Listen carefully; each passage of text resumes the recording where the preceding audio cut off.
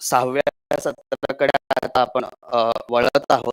अ, दुपारनंतर आपलं थोडंसं जेवण झाल्यानंतर लोकांना थोडी सुस्ती येते. पण मला खात्री आहे, की हा विषय असा आहे, की या विषयावर बोलताना आपल्याकडे जे वक्ते आहेत आणि नक्कीच जे प्रश्न समोर येणार आहेत, त्यानी नक्कीच लोकांना सुस्ती येणार नाही. अ, तर हे जे 6वं सत्र आहे, तृतीयपंथीयांचं आरोग्य आणि निवारा. या सत्रासाठी अ, अ, वक्ते आपल्या इथे उपस्थित आहेत. मी अ, विनंती करते वक्त्यांना, की सोनाली दळवी, सामाजिक कार्यकर्ता, अक्षय यादवजी, महासंचालक UIDAI मुंबई, त्रिगुण कुलकर्णीजी, उपायुक्त पुरवठा विभाग पुणे, नीती मानेजी, मुख्य अधिकारी गृहनिर्माण व क्षेत्र विकास मंडळ म्हाडा, श्री रमाकांत बिरादरजी, मुंबई एड्स कंट्रोल सोसायटीचे प्रकल्प संचालक, डॉक्टर विजय कंदेवाडजी, सहसंचालक रुग्णालय व प्राध्यापक आरोग्य भवन, श्री अनिल उकरंडेजी, संस्थापक युतक LGBTQI CBO community based organization, आणि डॉक्टर मीना भोसले. आता आपले सगळे वक्ते आता सुरुवात करूया.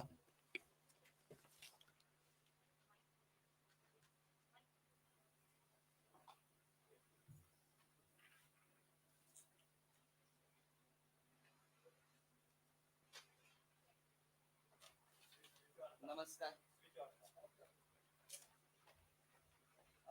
नमस्कार सर. नमस्कार. खरं तर तृतीयपंथीयांचा आरोग्य आणि निवारा ह्या दोन्ही खूप मोठ्या गोष्टी आहेत. कारण आपण ज्यावेळी मूलभूत गरजांची व्याख्या करतो, त्यावेळी आपण म्हणतो अन्न, वस्त्र आणि निवारा या माणसाच्या मूलभूत गरजा आहेत. आणि त्या माणसाच्या व्याख्येत आता आम्हाला बसवल्यानंतर आणि त्या माणसाच्या व्याख्येमध्ये आम्हाला आणल्यानंतर अन्न, वस्त्र, निवारा ही आमची देखील गरज आहे. तर ह्याच अन्न, वस्त्र, निवाऱ्याला घेऊन आज आपण आरोग्य आणि निवारा या प्रश्नांवर इथे चर्चा करणार आहोत. तर सगळ्यात पहिले प्रश्न माझा सोनालीसाठी असणार आहे. कारण ती पुण्यामधली एक ऍक्टिव्ह सामाजिक कार्यकर्ता आहे आणि तिने पुण्यातल्या अशा असंख्य तृतीयपंथीयांसोबत काम केलेलं आहे, वेगवेगळ्या विषयांना घेऊन, वेगवेगळ्या त्यांच्या समस्यांना घेऊन. तर सोनालीला माझा असा प्रश्न आहे, की एकतर पुण्यासारख्या शहरामध्ये म्हणजे जिथे थोडीशी पारंपरिकता आणि संस्कृती ही जोपासताना आपल्याला दिसते आणि एवढ्या वर्षापासून तृतीयपंथीयांविषयीचा असलेला संभ्रम, त्यांच्याविषयीचा दृष्टिकोन, त्यांच्याविषयीची विचारधारा, तर एकंदरीत पुणेकरांचा दृष्टिकोन हा आणि पुणेकरांकडून म्हणजे पुणेकर म्हणून एक काम करताना, एक सामाजिक कार्यकर्ता म्हणून तुझ्या जीवनामध्ये अशा कोणत्या गोष्टींना तुला सामोरं जावं लागलं लोकांच्या दृष्टिकोनाला घेऊन, आणि तुला काम करताना अशा कोणत्या कोणत्या गोष्टींमध्ये अडथळा आला? तर त्याविषयी तू थोडासा त्या गोष्टींवर प्रकाश टाकावास.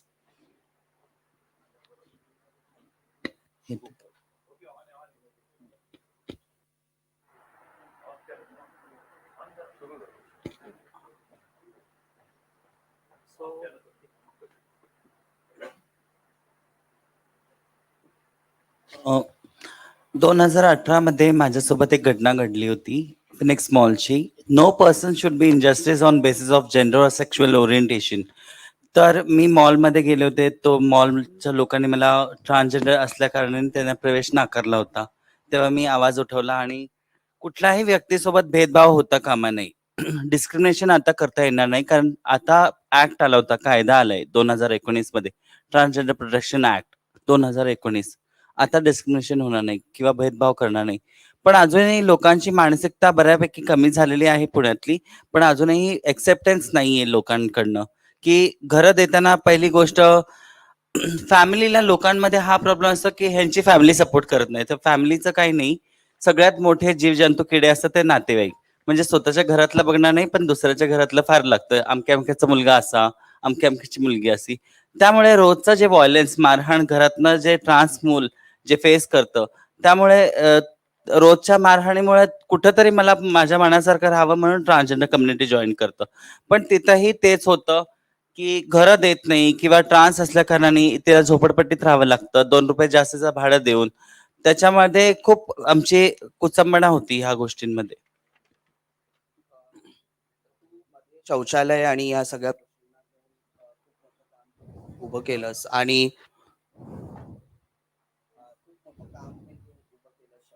ह्या सगळ्या प्रश्नांना घेऊन मग ते व्हायलन्स अगेन्स्ट ट्रान्सजेंडर असू दे किंवा त्यांच्या आरोग्याचे प्रश्न असू दे, तर त्यामध्ये तुला काय वाटतं की नक्की प्रशासन आणि शासनाचा जो सरकारचा किंवा राजकीय पक्षांचा सुद्धा रोल जो आहे आरोग्य आणि निवाऱ्याला घेऊन तो काय असला पाहिजे? खूप गरजेचं आहे. कारण ज्यावेळेस मी कलेक्टर साहेबांसमोर गेले होते, म्हणले, की "मी आता टॉयलेटला कुठे जाऊ? मेलमध्ये जाऊ का फिमेलमध्ये जाऊ?" तर ते म्हणलं, "एवढं मोठं कलेक्टर ऑफिस आहे, एक टॉयलेट नाहीये माझ्यासाठी, मी कुठे जाणार?" त्याच्यानंतर मी पहिलं समाज कल्याणमध्ये पहिलं पुण्यातलं ट्रान्सजेंडर टॉयलेट केलं. त्याच्यानंतर पुणे महानगरपालिकेवरती मी कमिशनरवरती पिटिशन फाईल केलं, की आम्ही शौचालयाला जायचं कुठे? जेव्हा आपले माननीय नरेंद्र मोदीजी म्हणतात, की "हमने सबके लिए शौचालय बनाया, स्वच्छ भारत अभियान किया." तर हम कहाँ जाए? तर मी पिटिशन फाईल केलं. पिटिशन फाईल केल्याच्या नंतर 4 टॉयलेट ॲटलीस्ट ट्रान्सजेंडरसाठी सुरू केलेत त्यांनी. अजून माझी खूप इच्छा आहे. म्हणजे 2014चं नालसा जजमेंट असल्यावरती, सुप्रीम कोर्टचं जजमेंट असल्यावर, की प्रत्येक school, colleges, public places, theatre, mall प्रत्येक ठिकाणी ट्रान्सजेंडर टॉयलेट पाहिजेल आहे. कारण जे बुलिंग हॅरॅसमेंट होतं ट्रान्सजेंडर व्यक्तीबरोबर ते टॉयलेटमध्ये होतं. त्या कारणे ट्रान्सजेंडर शाळा सोडून देतात. पुणे विद्यापीठाकडनं माझी हीच मागणी आहे, की आपल्या इथे विद्यापीठामध्ये एक ट्रान्सजेंडर टॉयलेट असणं गरजेचं आहे. म्हणजे मी ॲक्टिव्हिझम समाजकार्यात का आले, की मी जे भोगले ते माझ्या येणाऱ्या पिढीने भोगू नये. त्यांच्या वाटेला त्या गोष्टी येऊ नये. तर माझ्याही मुलांनी म्हणजे पुढे जाऊन डॉक्टर बनावं किंवा लॉयर बनावं. तर तिथं ते टॉयलेट असणं खूप गरजेचं आहे. अ,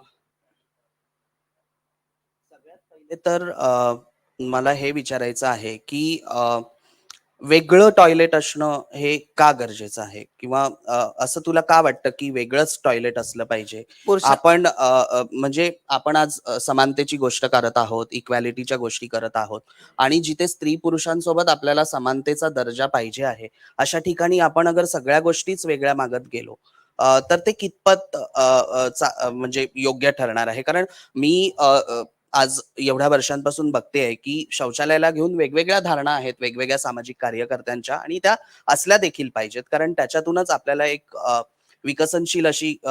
विकसनशील असा बदल घडवता येतो. तर तुला असं का वाटतं, की वेगळे शौचालय असले पाहिजे? कारण पुरुषांच्या ह्याच्यात आम्ही जाऊ नाही शकत. महिलांच्या ह्याच्यात गेलं की आमच्यासोबत खूप भेदभाव होतो. आम्हाला बघून नाकतोंड मुरडतात. मग त्या कारणाने ट्रान्सजेंडर्स कमी पाणी पितात. त्यावरती आरोग्यावरती प्रॉब्लेम होतो. हेल्थवर इश्यूज होतात. त्या कारणामुळे आम्हाला ट्रान्सजेंडर सेपरेट टॉयलेट पाहिजे. पण मग तेच आपण म्हणजे माझी संकल्पना तरी अशी आहे, की ज्या ठिकाणी आपण एक सार्वजनिक शौचालय उभं करतो, त्या ठिकाणी 5 टॉयलेट्स ही पुरुषांसाठी असतात, 5 टॉयलेट्स स्त्रियांसाठी असतात. मग त्याच टॉयलेटमध्ये 1-2 टॉयलेट बाजूला तृतीयपंथीयांसाठी का नको? तर ह्या विषयावर खूप मोठी चर्चा होऊ शकते. पण आपण नक्कीच ह्या विषयावर पुढे बोलणारच आहोत. कारण आपल्यासोबत आरोग्याचे संचालक इकडे आहेत आणि हा प्रश्न आरोग्य विभागाचा आहे. त्यामुळे अ, अ, तो प्रश्न आपण थोडासा पुढे नेणारच आहोत. अ, अ, शेवटी मला तुला असं विचारावसं वाटतं, की आरोग्य आणि निवाऱ्याला घेऊन अ, अ, नक्की कशा प्रकारचे बदल आणि कशा प्रकारचा विकास तुला अपेक्षित आहे? पॅन्डेमिकमध्ये किंवा पॅन्डेमिकच्या आधी आमचा कोणी विचार केला नाही. आत्ताही कोणी करत नाहीये, की आम्हाला ॲडमिट करणार कुठे? पुरुषांमध्ये आम्ही ॲडमिट होऊ शकत नाही. महिलांमध्ये राहिलं, की तुम्ही असं का बोलता? असं का चालता? तुम्ही तर देवाची लोकं, तुम्ही आजारी पडता का? असे फालतू तुकड प्रश्न विचारले जातात. तर माझं म्हणणं काय, की विदाऊट भेदभाव न होता आम्हाला एक सेपरेट हे हॉस्पिटलमध्ये बेड्स पाहिजेल, ओपीडी पाहिजेल, आम्हाला सेपरेट टॉयलेट पाहिजेल तिथे. आणि असं काय होणार नाही, की माझे कम्युनिटीमधली कोणी ट्रान्स जर तिला नर्सिंग कोर्स दिला, आम्ही आमच्या लोकांना बघू. छान उलट उपचार करू ना. ओके. पुढचा प्रश्न माझा अक्षय यादव सरांना आहे, की सर आप महासंचालक हो यूआईडीआई के, तो मुझे ऐसा लगता है कि जब मैं 22 साल पहले घर से निकली थी, तो निकलते समय जब मेरे माँ-बाप ने मुझे घर से बाहर निकाला था, तो मेरे पास कोई भी आईडी नहीं था। मतलब मुझे नहीं पता था कि मैं अपनी पहचान किस तरीके से बताऊँ, क्योंकि मुझे कोई भी मेरे जो भी डॉक्यूमेंट्स हैं, वो मुझे दिए नहीं गए थे घर से, ऐसे ही निकाल दिया गया था। तो जब इस तरीके के बहुत सारे ट्रांसजेंडर्स आज इधर मौजूद भी होंगे जिनके पास डॉक्यूमेंट्स की कमी है और बहुत सारे ट्रांसजेंडर्स ऐसे बाकी और भी है कि जिनके पास कोई भी डॉक्यूमेंट्स नहीं होता है, तो उस समय हम किस तरीके की प्रोविजन कर सकते हैं आधार को पाने के लिए?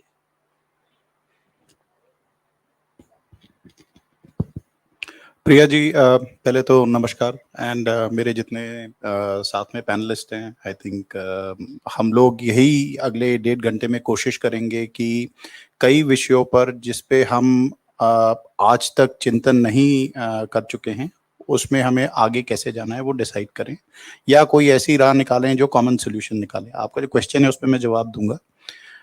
बुनियादी प्रॉब्लम, मेरे से पहले सोनाली जी ने बोला कि वॉशरूम का प्रॉब्लम। आप दूसरे नजरिए से देखें तो आपने बस में देखा है कि पुरुषों के लिए सीटें और महिलाओं के लिए सीटें, ये बुनियादी प्रॉब्लम है। क्या आप और मैं अपने बच्चों के साथ जब गाड़ी में जाते हैं, हम किसी अपने बच्चे को बोलते हैं रेड लाइट पे शीशा नीचे करो, आराम से बात करो? बुनियादी प्रॉब्लम। सोच, समय लगता है। आधार शुरू हुए 10 साल हो चुके हैं। 10 साल में अनुभव ये रहा है शुरू शुरू में कि जो डॉक्यूमेंट्स जिसके पास थे वो दे, और आधार बेसिकली आप डिक्लेयर कर रहे हो कि मैं कौन हूं। जो सोच विचार था वो पुरुष और महिला में ही बटा था। मेरे साथ एक मेरे पैनलिस्ट हैं, मेरी नज़र उनके फॉर्म पे गई, जो कि नया वाला फॉर्म होगा मैं अज्यूम कर रहा हूँ। बट 1 जुलाई 2022 में जो हमने लिस्टेड डॉक्यूमेंट का फॉर्म निकाला है, उसमें एक थर्ड जेंडर आइडेंटिटी कार्ड को अधिकृत करा गया है। ये अधिकृत कराने के लिए भारत की केंद्रीय सरकार, हर एक राज्य की जो राज्य सरकारों हैं, उन्होंने इसमें कलेक्टिव एफर्ट डाला है, तब जाके ये आया है, और इसको आने में समय लगा है। इशू कहाँ आता है? आपकी कम्युनिटी, व्हेन आई से आपकी, प्लीज गलत मत समझिएगा, हम में से जो थर्ड जेंडर हैं, हम कम्युनिटी में डिवाइड होते हैं। जो डिवीजन होता है अडल्ट, दैट इज 18 ईयर्स होने के बाद, उससे पहले आपके माताजी पिताजी ने अगर आपका रजिस्ट्रेशन कराया तो मूल जेंडर पुरुष या स्त्री में ही कराया होगा। अगर आपका उस समय पे एनरोलमेंट नहीं हुआ, और आपको, जैसे आपने खुद अपने बारे में बताया कि 22 साल हो रखे हैं और कोई वैलिड डॉक्यूमेंट नहीं है, वो वैलिडिटी लाने के लिए थर्ड जेंडर कार्ड शुरू करा गया। फंक्शनल प्रॉब्लम क्या आ रही है? थर्ड जेंडर कार्ड लेने के लिए अस्पताल में जाना है, डिस्ट्रिक्ट कलेक्टर को वैलिडेट करना है, उसको करवाने के लिए समय लगता है।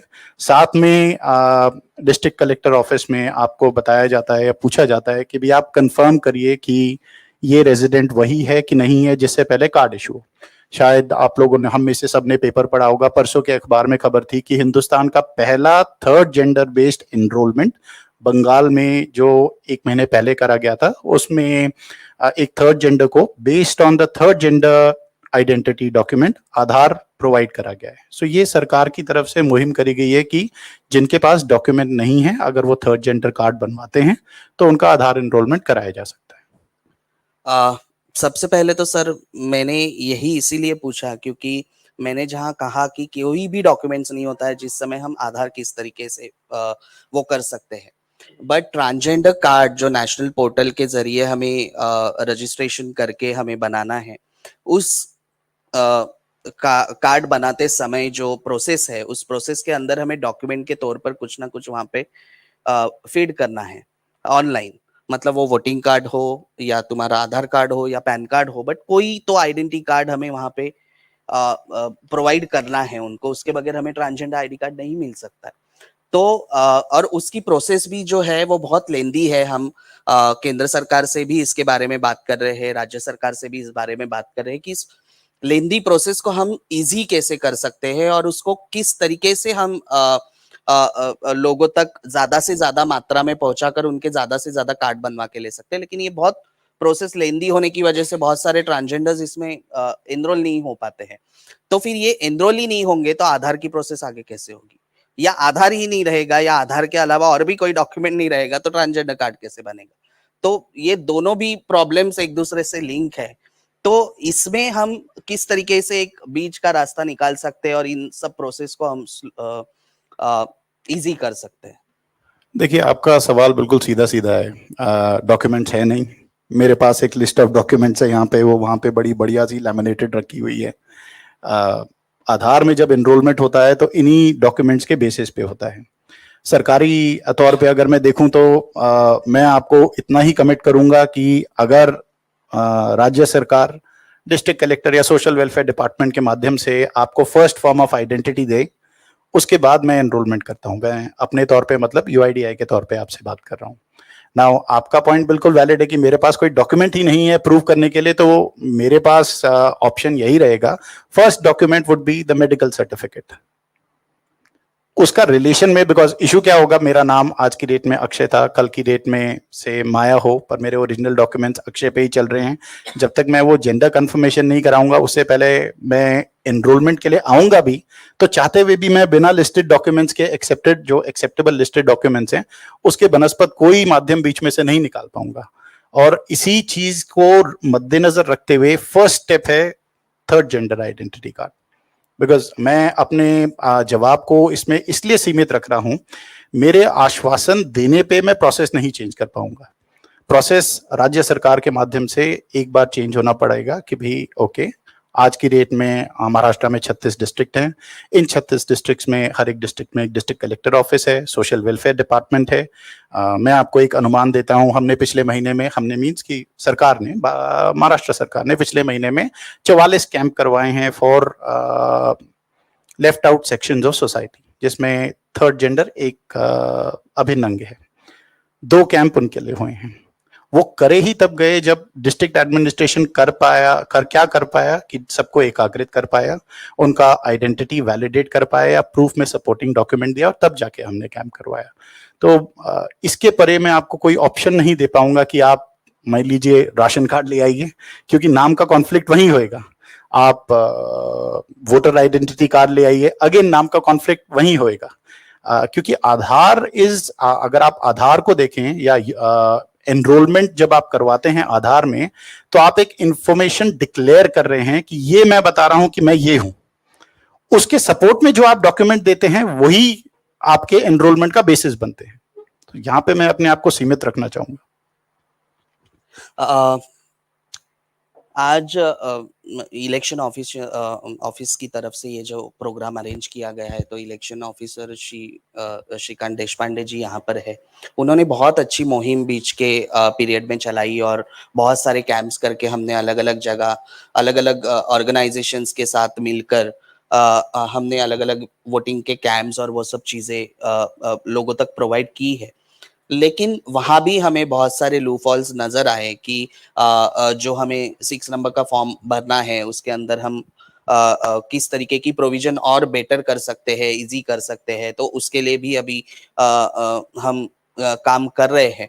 लेकिन मुझे हमेशा एक चीज मतलब सामने आई है कि बहुत से ट्रांसजेंडर्स है जिनका 2014 से पहले आइडेंटिटी कार्ड बना हुआ है, फिर वो आधार हो या बाकी और भी हो, और उनके जेंडर की जगह पर मेल या फीमेल लिखा गया है।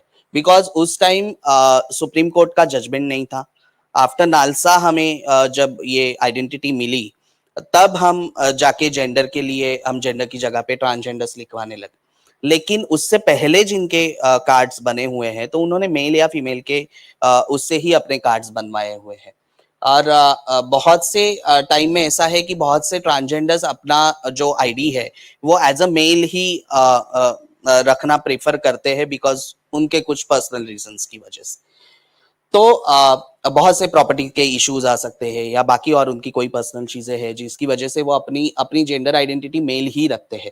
मैंने इलेक्शन ऑफिस के अनेक अधिकारियों को मैंने हमेशा कहा है कि हमारे पास 4000 का आंकड़ा है। कल भी कुछ 4000 के आंकड़े की बात हो रही थी, मैंने ऑनलाइन सेशन सुन रही थी। लेकिन ये सिर्फ 4000 का आंकड़ा नहीं है। हमें सिर्फ जेंडर की जगह ट्रांसजेंडर लिखा हुआ जो आंकड़ा है वही दिख रहा है, बट जिनके एनरोलमेंट ऑलरेडी हो चुके हैं मेल या फीमेल से, हम उनको गिनती ही नहीं कर रहे। और यही बात की वजह से हमें पूरा डेटा अभी तक मिल नहीं पाया है।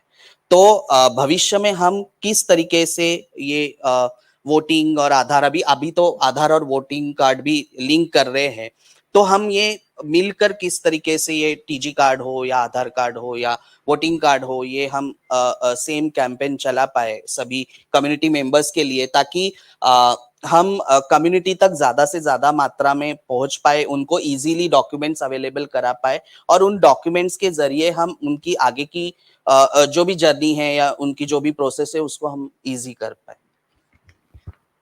ओके, प्रिया जी, मेरी ना एक आई थिंक 2 दिन पहले वहाँ नीचे आप सबके समक्ष माया जी बैठी हैं, उनसे बात हो रही थी। She is on the second row and उससे पहले भी मैं कई लोगों से ऑफ एंड ऑन बात करता रहता हूँ। आपका पहला part TG card, medical requirement, district hospital में जाने की जरूरत, वेरिफिकेशन, इंस्पेक्शन एंड देन वो जाता है डिस्ट्रिक्ट कलेक्टर ऑफिस में। उसके ऊपर डॉक्टर विजय आपको थोड़ा क्लैरिटी देंगे, बट मेरे नजरिए से ये रिक्वायरमेंट है। इशू कहाँ है? इशू ये है आपने मेल या फीमेल लिखवा रखा है। पहला घबराहट का विषय, मैं आज की डेट में कोई अपडेट कराऊं तो वो कार्ड मेरे घर पे जाएगा, शायद उसे कोई वहां पे रिसीव ना करे, और रिसीव करे तो मुझे ना बताए कि वो आया है कि नहीं आया है। तो पहली सहूलियत, एड्रेस चेंज करवाइए, उस एड्रेस का डॉक्यूमेंट अपडेट करवाए, अपना डॉक्यूमेंट अपडेट दीजिए जहां पे आज की डेट में रह रहे हैं। फर्स्ट स्टेप, वो कार्ड वहां पे आए। जब एड्रेस अपडेट हो जाएगा तो आपको ये तो आश्वासन रहेगा कि अगर मैंने आज अपडेट कराया है और 20 से 90 दिन के पीरियड में कार्ड मेरे पास फिजिकली डिलीवर होएगा तो वो मेरे पास ही आएगा। मेरे माताजी पिताजी या रिश्तेदार हैं, शायद उनके पास पहले जब आपका एनरोलमेंट हुआ था उसके हिसाब से जो एड्रेस लिखा हुआ है उसके हिसाब से वहीं जाएगा। नाउ सेकंड पार्ट आता है, ये तो इसलिए कि आपके पास आना चाहिए। नेक्स्ट स्टेप है again third gender identity card. वो एक स्टेप है, वो स्टेप इसलिए कि जब आपको मेल या फीमेल से ओरिएंटेशन से थर्ड जेंडर में जेंडर चेंज करवाना है, वो उसका नेक्स्ट स्टेप है।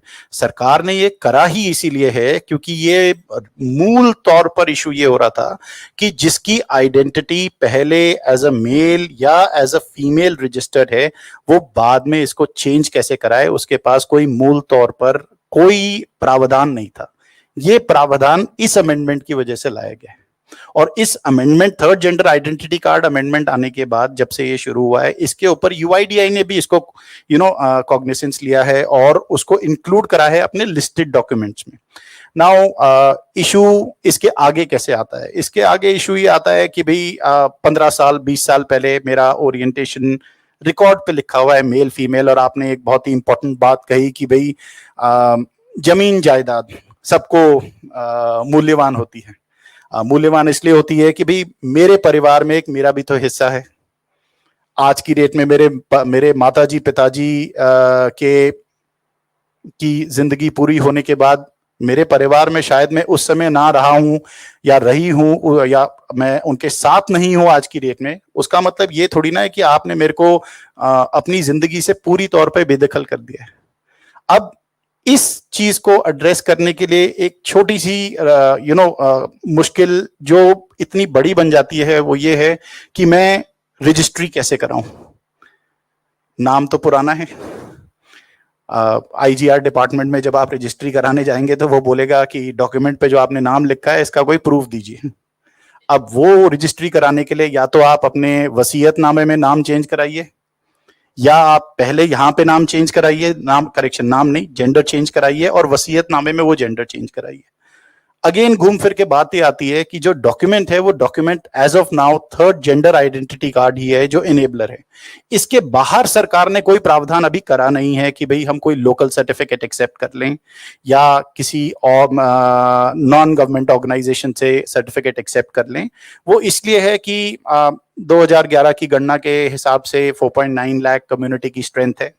अगर हम 10 साल का वक्फा भी ले लें तो इसमें 12-15% इजाफा हुआ होगा based on rate of growth of population, और ये तो तब है जिनकी लिस्टिंग हो रखी है। दैट मीन्स उन्होंने रिकॉर्ड पे सेंसस के टाइम पे डिक्लेयर करा है, ये वो नहीं है जिन्होंने डिक्लेयर नहीं करा है। तो अब इसको इसको पूर्ण रूप से आपके लिए सशक्त या मेरे लिए एज व्हेन आई से इसकी थर्ड जेंडर के लिए सशक्त करने के लिए as of now third gender identity card पे ही हम एक्सेप्ट करते हैं। मैं तीसरी बार पॉइंट दोहरा रहा हूं। आपने मेरे से पहले, दूसरे और तीसरे राउंड में सवाल यही पूछा है बट पॉइंट ये है कि इससे परे मेरे पास कोई प्रावधान नहीं है। मेरे पास प्रावधान किस लिए नहीं है? मेरे पास प्रावधान है, वोटर कार्ड में आप चेंज कराइए, मैं एक्सेप्ट कर लूंगा, पैन कार्ड में चेंज कराइए, मैं एक्सेप्ट कर लूंगा, बट उन सब में चेंज कराने के लिए ट्रिगर कहीं ना कहीं ऐसे है कि भाई एक बेस सर्टिफिकेट जहां पे जेंडर चेंज होना चाहिए वो आने की जरूरत है, और वो थर्ड जेंडर आइडेंटिटी कार्ड है, इसीलिए वो आया है। मैं उसका कोई पब्लिसिटी मीडियम या पॉजिटिव आउटलुक नहीं बता रहा हूं, मैं आपको हकीकत के तौर पे ये बता रहा हूं कि इसके परे मैं कुछ नहीं कर पाऊंगा। Thank you sir. नेक्स्ट में त्रिगुण कुलकर्णी जी से। Okay,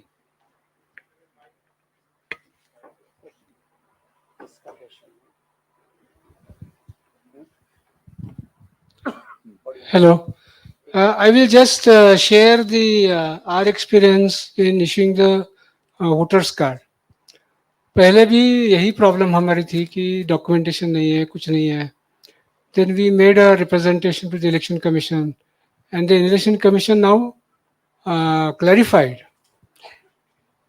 that if there is no document available, then the self-declaration can be the basis on which we can proceed.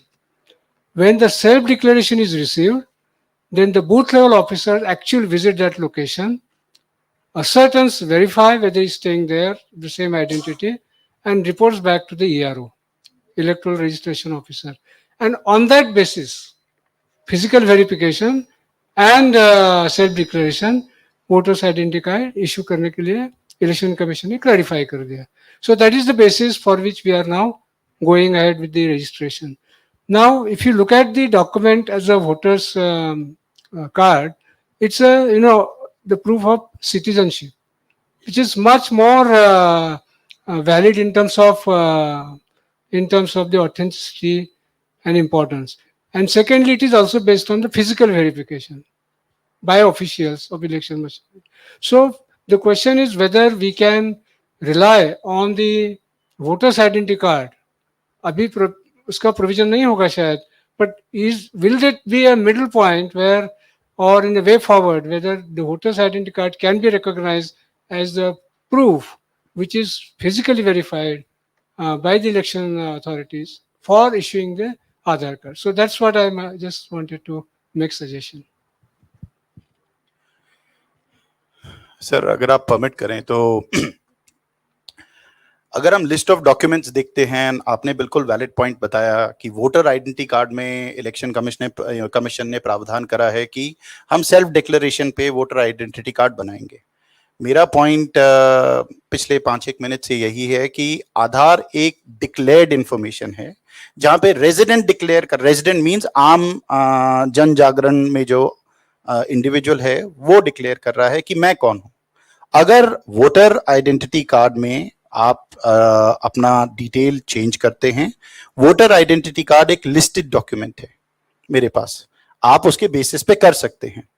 जो थर्ड जेंडर आइडेंटिटी कार्ड का मैंने पॉइंट दिया वो इसलिए दिया कि जिनके पास कोई भी डॉक्यूमेंट नहीं है उनके लिए सरकार ने प्रावधान करा है कि आप डिस्ट्रिक्ट कलेक्टर ऑफिस के through third gender identity card बनवाएं और उसके साथ आपको आधार कार्ड मिल जाएगा।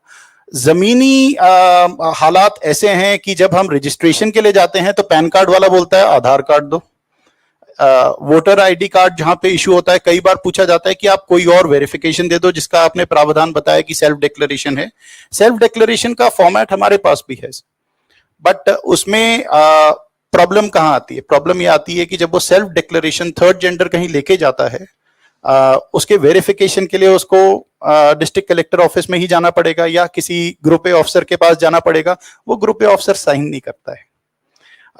यहाँ पे आने से पहले मैंने क्या करा सर कि चंद एक लोग जिनका हमने एनरोलमेंट कराया था, हमने उनसे बातचीत करी यहाँ पे आने से पहले, इसलिए कि जब हम कैंप कराते हैं तो सबसे पहला इशू ये होता है कि अगर हमने किसी को बोला कि आप एक एनरोलमेंट किट, मान लीजिए कोई एक संस्था है, वहां पे जाके लगाइए और आप न्यू एनरोलमेंट कर दीजिए या अपडेट कर दीजिए, तो प्रूफ के तौर पर डॉक्यूमेंट अवेलेबल नहीं है। हाउएवर जब उसमें ईमेल या मोबाइल अपडेट कराना है जिसमें कोई डॉक्यूमेंट की जरूरत नहीं है और सिर्फ बायोमेट्रिक की जरूरत है, वो आपके बायोमेट्रिक ऑथेंटिकेशन पे सीधा ही हो जाता है।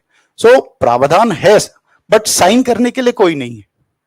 अगर आप बैकग्राउंड में देखें हिस्टोरिकली तो प्रिया जी ने अपना खुद का एग्जांपल बताया कि 22 साल पहले से डॉक्यूमेंट नहीं थे, या जो मेरे डॉक्यूमेंट थे वो किसी और मतलब मेरे पुराने जेंडर के नाम पे थे। हाँ जी, आई थिंक बीच में प्लीज।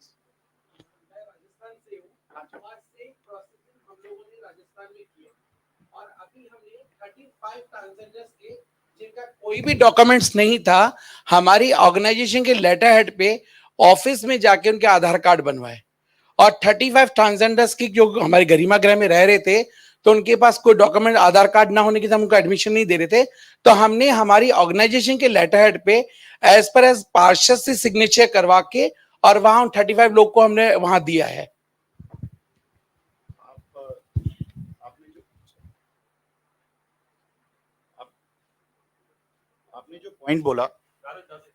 आपने जो पॉइंट बोला वो वही है जो मैंने पहले चीफ इलेक्शन ऑफिसर के सवाल पे मैंने जवाब में दिया कि सेल्फ डिक्लेरेशन फॉर्म हमारे पास एक प्रावधान है। आपने ग्रुप ए ऑफिसर या एमएलए से उसको साइन कराया, मैंने पॉइंट दिया कि उसको कई लोग साइन नहीं करते हैं, आपके केस में किसी ने करा इसलिए वो हो गया। उसके तौर पे जो सिमिली है कि प्रोसेस वही फॉलो हुआ जो मैंने आपको बताया, बट जमीनी हालात ये हैं कि बहुत कम लोग ये साइन करते हैं। आप अगर यहाँ पे भी हम सब लोग यहाँ बैठे हैं एंड ये पॉइंट बहुत क्रिटिकली आ रहा है, ये आइडेंटिटी का पॉइंट है। आइडेंटिटी चाहे वोटर कार्ड से मिले, राशन कार्ड से मिले, या आधार कार्ड के माध्यम से आपको कई स्कीम्स में बेनिफिट के तौर पे आपका एनरोलमेंट हो, वो आइडेंटिटी लेने की ही लड़ाई चल रही है। और व्हेन आई से लड़ाई इज कि लड़ाई not in the simple sense कि इसमें मुश्किल कितनी हो रही है। मुझे ऑडियंस में से एक सवाल आया है कि आयुष्मान टीजी कार्ड जो है उसके लिए भी आधार कार्ड मैंडेटरी है, तो मुझे थोड़ा ये सवाल समझ में नहीं आया बिकॉज मुझे तो डॉक्टर नाना शेजवल जी जिन्होंने ये क्वेश्चन पूछा है वो थोड़ा अगर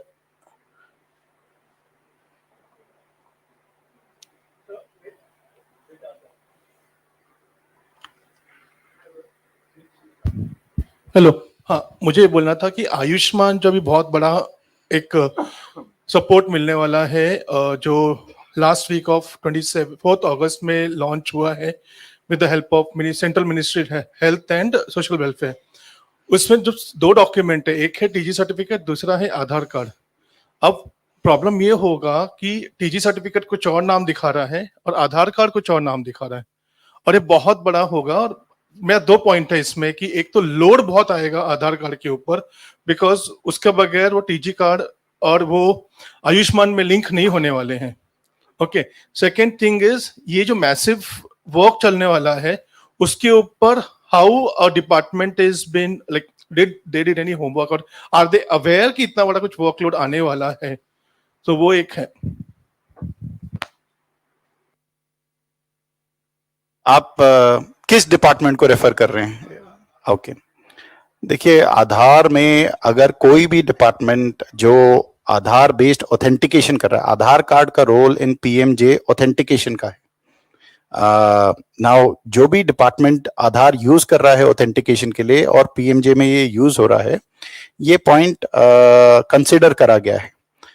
मैं पीएमजे के बिहाफ पे तो नहीं बता पाऊंगा क्योंकि मैं मूल रूप से उस पॉलिसी डिसीजन मेकिंग में नहीं था, बट मैं आपको इस तरीके से बता पाऊंगा कि हमने कुछ एक दिन पहले आधार कार्ड बेस्ड फेस ऑथेंटिकेशन उनसे टेस्ट कराया है।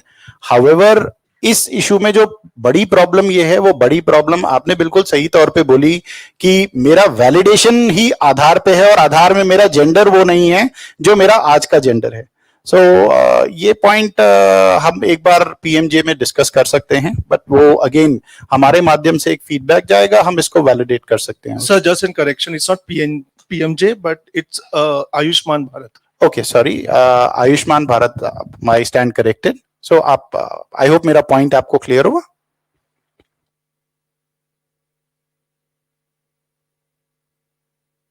मेरा त्रिगुण कुलकर्णी जी से है। आम्ही तुम्हाला विचारू इच्छिते की जसा आधार कार्डचा इश्यू आहे, मी म्हटलं डॉक्युमेंट्स, तसाच राशन कार्डचा देखील इश्यू आहे. कारण सगळ्यात मोठी राशन कार्डची कमी आम्हाला जेव्हा जाणवली जेव्हा कोविड आला. कारण कोविडमध्ये अ, अ, तृतीयपंथीयांना एवढं अफेक्ट झालं होतं त्यांच्या रोजगारावरती, त्यांच्या रोजच्या कमाईवरती, की त्यांना 2 वेळचं जेवण सुद्धा मिळणं मुश्किल झालं होतं तृतीयपंथीयांना. आणि शहरी भागात ही हालत होती, तर ग्रामीण भागामध्ये तर खूप जास्त प्रमाणामध्ये नुकसान झालं होतं. तर अशा वेळी अगर हे राशन कार्ड आमच्याकडे असतं, तर आम्हाला त्याचा खूप फायदा झाला असता. परंतु अजूनपर्यंत राशन कार्ड मिळण्यामध्ये तृतीयपंथीयांना खूप अडचणी आहेत. मला माहिती आहे की आय थिंक 2016 मध्ये एक शासन निर्णय आला होता, ज्याच्यामध्ये असंघटित कामगार, परत स्थलांतरित जी लोकं आहेत किंवा ब्रिज खाली राहणारी लोकं आहेत, वेश्या व्यवसाय करणाऱ्या महिला आहेत, अशा लोकांसाठी तुम्ही एक स्पेशल शासन निर्णय काढला होता आणि अंत्योदय योजनेमार्फत त्यांना राशन कार्ड प्रोव्हाइड केले होते. तर मग अशाच प्रकारे एखादी योजना तुम्ही येणाऱ्या पुढच्या काळामध्ये तृतीयपंथीयांसाठी करू शकता का? महाराष्ट्राचे मुख्य निवडणूक अधिकारी आदरणीय श्रीकांत देशपांडे साहेब, भारत निवडणूक आयोगाचे ललित मोहन साहेब, सर्व पॅनलिस्ट, सावित्रीबाई फुले पुणे विद्यापीठ या सगळ्यांनी मिळून जे आयोजित केलेलं आहे या परिषदेसाठी मला बोलवलं, त्याबद्दल मी अगोदर महाराष्ट्र शासनाच्या पुरवठा विभागाच्या वतीनं आभार व्यक्त करतो. मी माझी माहिती अशी देतो की मी पुरवठ्याचा उपायुक्त आहे. म्हणजे माझ्याकडं 5 जिल्हे येतात: सांगली, सातारा, सोलापूर, कोल्हापूर, पुणे. आणि मी मे 2020 ज्या वेळेला कोविडची सेकंड वेव्ह सुरू झाली होती, त्या सेकंड वेव्ह सुरू होण्यापूर्वी माझं पोस्टिंग तिथं झालेलं होतं. आणि या कोविड काळामध्ये आपण जवळपास 1,80,000 टन धान्य हे दर महिन्याला वाटप करत होतो. रात्रंदिवस आपली यंत्रणा, कारण बरेच कंटेनमेंट झोन होते, आत आपल्याला जाता येत नव्हतं, अशा ठिकाणी लोक बाहेर येऊ शकत नव्हते, तर आम्ही प्रयत्नपूर्वक हे सगळं धान्य घरी जाऊन देण्याचा प्रयत्न केलेला आहे आणि अतिशय चांगल्या पद्धतीने हे काम केलेलं आहे. या 5 जिल्ह्यामध्ये आम्ही गेल्या 2 वर्षामध्ये तुम्ही पुणे विभागातली जर दुकानं पाहिली तर अगोदरची दुकानं आणि आताची दुकानं यामध्ये आमूलाग्र बदल घडलेला आहे. म्हणजे हे आम्ही पुणे विभागात केलेलं आहे, माझ्या आधिपत्याखाली हे सगळं केलेलं आहे. यामध्ये आपण दुकानाची रंगरंगोटी केलेली आहेत, सीसीटीव्ही बसवलेले आहेत, फायर एक्स्टिंग्विशर बसवलेले आहेत, स्मोक डिटेक्टर बसवलेले आहेत, बसण्यासाठी ग्राहकाला खुर्च्या ठेवलेल्या आहेत, पिण्याच्या पाण्याची व्यवस्था केलेली आहे. हे सगळं करून आपण पुणे विभागातली माझ्याकडे 9,200 दुकानं आहेत, त्यापैकी 8,000 दुकानं आपण ISO केलेली आहेत. हे ISO करत असतानाच आम्ही ड्राईव्ह घेतले जाणीवपूर्वक. गेल्या 7-8 महिन्यामध्ये आम्ही हे तृतीयपंथीयांचे ड्राईव्ह घेतलेले आहेत. 5 जिल्ह्यामध्ये ड्राईव्ह घेतले आहेत मी. ज्या वेश्या व्यवसायामधल्या भगिनी आहेत त्यांच्यासाठी पण आपण ड्राईव्ह घेतले आणि जवळपास 4,000 रेशन कार्ड हे आपण वाटप केलेले आहेत आणि त्यांना धान्य पण चालू केलेलं आहे. माझी विनंती अशी आहे, मला जेव्हा फोन आला कोऑर्डिनेटरचा की 15 दिवसापूर्वी फोन आला की तुम्हाला असं असं यायचं आहे, मी त्या दिवशीच त्यांना सांगितलं की जर आपल्याकडे यादी असेल आणि कोण माझ्याकडे येऊन मला ती यादी दिली किंवा मला सांगा कुठे यायचं, मला यादी द्या, रेशन कार्ड देण्यासाठी कुठलीही अडचण नाही. किंबहुना नॅशनल फूड सिक्युरिटी ऍक्ट किंवा राष्ट्रीय अन्न सुरक्षा कायदा 2013 ह्याचा मूळ उद्देश हा आहे की जे गरीब लोक आहेत, ज्यांना गरज आहे, अशा लोकांना धान्य देणं, ह्यासाठीच हा कायदा केंद्र सरकारनं केलेला आहे. त्यामुळं आपल्याला रेशन कार्ड द्यायला कुठलीही अडचण नाहीये. तुम्ही मला ज्या वेळेला सांगाल, माझे सगळे झोन्स आहेत, सगळे तहसीलदार आहेत, याच्या मार्फत आपण कोणत्याही क्षणी कॅम्प घेऊ शकतो आणि प्रश्न मार्गी लावू शकतो. परंतु सर कधी कधी काय होतं की मिसकम्युनिकेशन पण भरपूर वेळा अधिकाऱ्यांमध्ये आणि कम्युनिटीतल्या लोकांमध्ये होतं. कारण कम्युनिटीतली काही लोक ही तेवढ्या प्रमाणामध्ये शिकलेली नाहीयेत किंवा तेवढं त्यांचं शिक्षण नाहीये, तेवढं त्यांना नॉलेज नाहीये, तेवढं त्यांना माहिती नाहीये आणि ही माहिती त्यांना पुरेशी नसल्यामुळे मग त्यांना हे सगळं एनरोल करण्यामध्ये खूप कठीण जातं.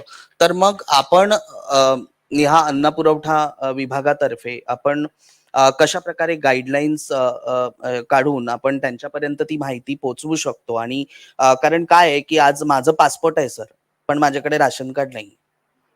तर हा खूप मोठा प्रश्न आहे. म्हणजे मला नेहमी वाटतं की माझ्याकडे डॉक्युमेंट्स सगळे आहेत पण राशन कार्ड नाही.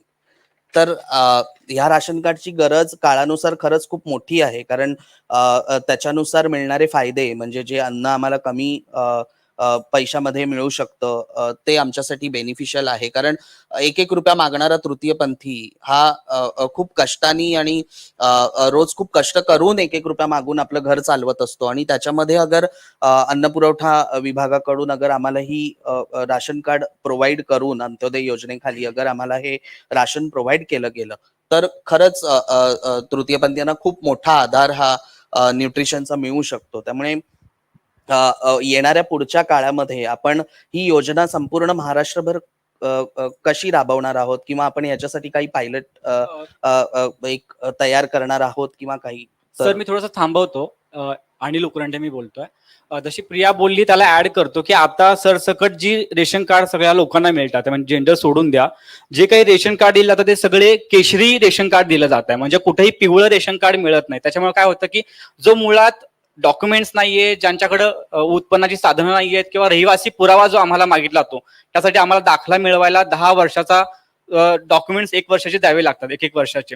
तर ही जी सवलत आहे जी तुम्ही डॉक्युमेंट देता त्याच्यामध्ये कुठेतरी आम्हाला रिलॅक्सेशन पाहिजे. सेन्सिटायझेशन आम्ही कालपासून बोलतोय. 7 वर्ष आम्हाला होतं, आम्ही म्हणतो बाळ झालं आम्ही, पण त्या बाळाला थोडंसं रिलॅक्सेशन जर मिळालं डॉक्युमेंट्स मध्ये, जिथं रहिवासी दाखला 10 वर्षाचे पुरावे आम्ही कुठून देणार? कारण आम्ही मायग्रंट आहोत एका अर्थाने. आमच्याकडे आई वडिलांचं छत्र नाहीये, त्याच्यामुळे मग आम्ही आमचे ओरिजिनल डॉक्युमेंट्स देऊ शकत नाही किंवा डॉक्युमेंट्स असतील तरी ते दिले जात नाही. ते आमच्यासाठी तू मेला, घरातून हाकलून दिलं जातं. तर हे जे डॉक्युमेंट्सची जी कमी आहे ती कमी भरून काढण्यासाठी तुमच्याकडे काही अशा योजना किंवा तुम्ही असे काही निर्देश देऊ शकता का डिपार्टमेंटला? आणि शिवाय सरसकट रेशन कार्ड केशरी न देता तृतीयपंथी समाज जो आहे त्यांना बाय डिफॉल्ट तुम्ही पिवळं रेशन कार्ड देऊन त्यांच्या ज्या काही बाकीच्या योजना, ज्या की आधार असेल, आधारला पण कदाचित ते ऍड्रेस प्रूफ म्हणून जोडावं लागतं, किंवा उद्या एखाद्याला हार्मोनसाठी सुरू करायचं, तिला काही सवलत घ्यायची आहे बाकीच्या योजनांमधून, तर तिथं आधार कार्ड आम्हाला कंपल्सरी द्यावं लागतं. तर आधार कार्ड प्रत्येक तृतीयपंथाला तुम्ही पिवळं जर दिलं तर कदाचित आम्ही जास्त ऋणी राहू त्यासाठी. राष्ट्रीय अन्न सुरक्षा कायदा ह्याचा मूळ उद्देश आहे की गरिबांना धान्य मिळावं. हे करत असताना 2 योजना त्यामध्ये आहेत. एक अंत्योदय अन्न योजना आहे आणि दुसरी PHH म्हणजे प्रायोरिटी हाऊस होल्ड, प्राधान्य कुटुंब योजना. यामध्ये ज्यांचं उत्पन्न वार्षिक 15,000पेक्षा कमी आहे त्यांना पिवळं रेशन कार्ड दिलं जातं किंवा अंत्योदय अन्न योजनेमध्ये त्यांना घेतलं जातं. आणि ही जी पिवळं रेशन कार्ड ही कन्सेप्ट आहे ही 20-22 वर्षापूर्वीची आहे. 1900 मला वाटतं उल्हासदादा आहे तिथं, 1997ला सर्वे झाला होता आणि त्यावेळेला ते पिवळी रेशन कार्ड ही कन्सेप्ट आलेली आहे. आता आपण त्या खाली काही कव्हर करत नाहीये. त्यामुळे पिवळं रेशन कार्ड मागणी ह्यापेक्षाही PHH जी योजना आहे ज्याच्यामध्ये प्रति व्यक्ती 5 किलो धान्य दिलं जातं. एका कुटुंबामध्ये 6 लोक असतील तर त्याला 30 किलो धान्य दिलं जातं. त्यामुळे PHH जी योजना आहे ज्याच्यामध्ये ग्रामीण भागामध्ये 45,000पेक्षा कमी उत्पन्न आणि 59,000पेक्षा कमी उत्पन्न शहरी भागामध्ये असं जिथं आहे तिथं आपल्याला रहिवासाचा म्हणजे रेशन कार्ड आणि त्यावरचं धान्य पाहिजे. आपण पिवळं मागणं हे नाहीये, कारण ते कायद्याने देता येणार नाही. त्यामुळे आपण तुम्ही आणि मगाशी तुम्ही म्हणालात की अधिकाऱ्यांबरोबर अधिकाऱ्यांचं माहित नव्हतं किंवा त्यांचं काही कळत नाही, संवाद होत नाही. तर तुम्हाला मी हे सांगतो की आमच्या प्रत्येक ठिकाणी मी आता 10 दिवसापूर्वी गिव्ह इट अप योजना एक काढली. ज्यांचं उत्पन्न जास्त आहे असं आढळलं की मोठे मोठे शेतकरी आहेत, बागायतदार आहेत, गव्हर्नमेंट सर्व्हिसमध्ये आहेत, असे लोक पण ह्या धान्याचा लाभ घेत आहेत. त्यामुळे आपण गिव्ह इट अप सांगितलं की तुम्ही पुढे या लोकांनी आणि तुम्ही धान्य सोडा. तर गेल्या 8 दिवसामध्ये जवळपास 40,000 कुटुंबांनी धान्य सोडलेलं आहे. हे आणि हे कशासाठी करायला आपण? हा धान्याचा कोटा जो आहे तो गरीब लोकांना देता यावा यासाठी आपण, आणि हे अतिशय स्ट्रिक्टली करायला लागलोय आपण. आधार सीडिंग 100% करायला लागलेलो आहे. जे लोक श्रीमंत आहेत त्यांचं धान्य काढून घ्यायला लागलेलो आहे.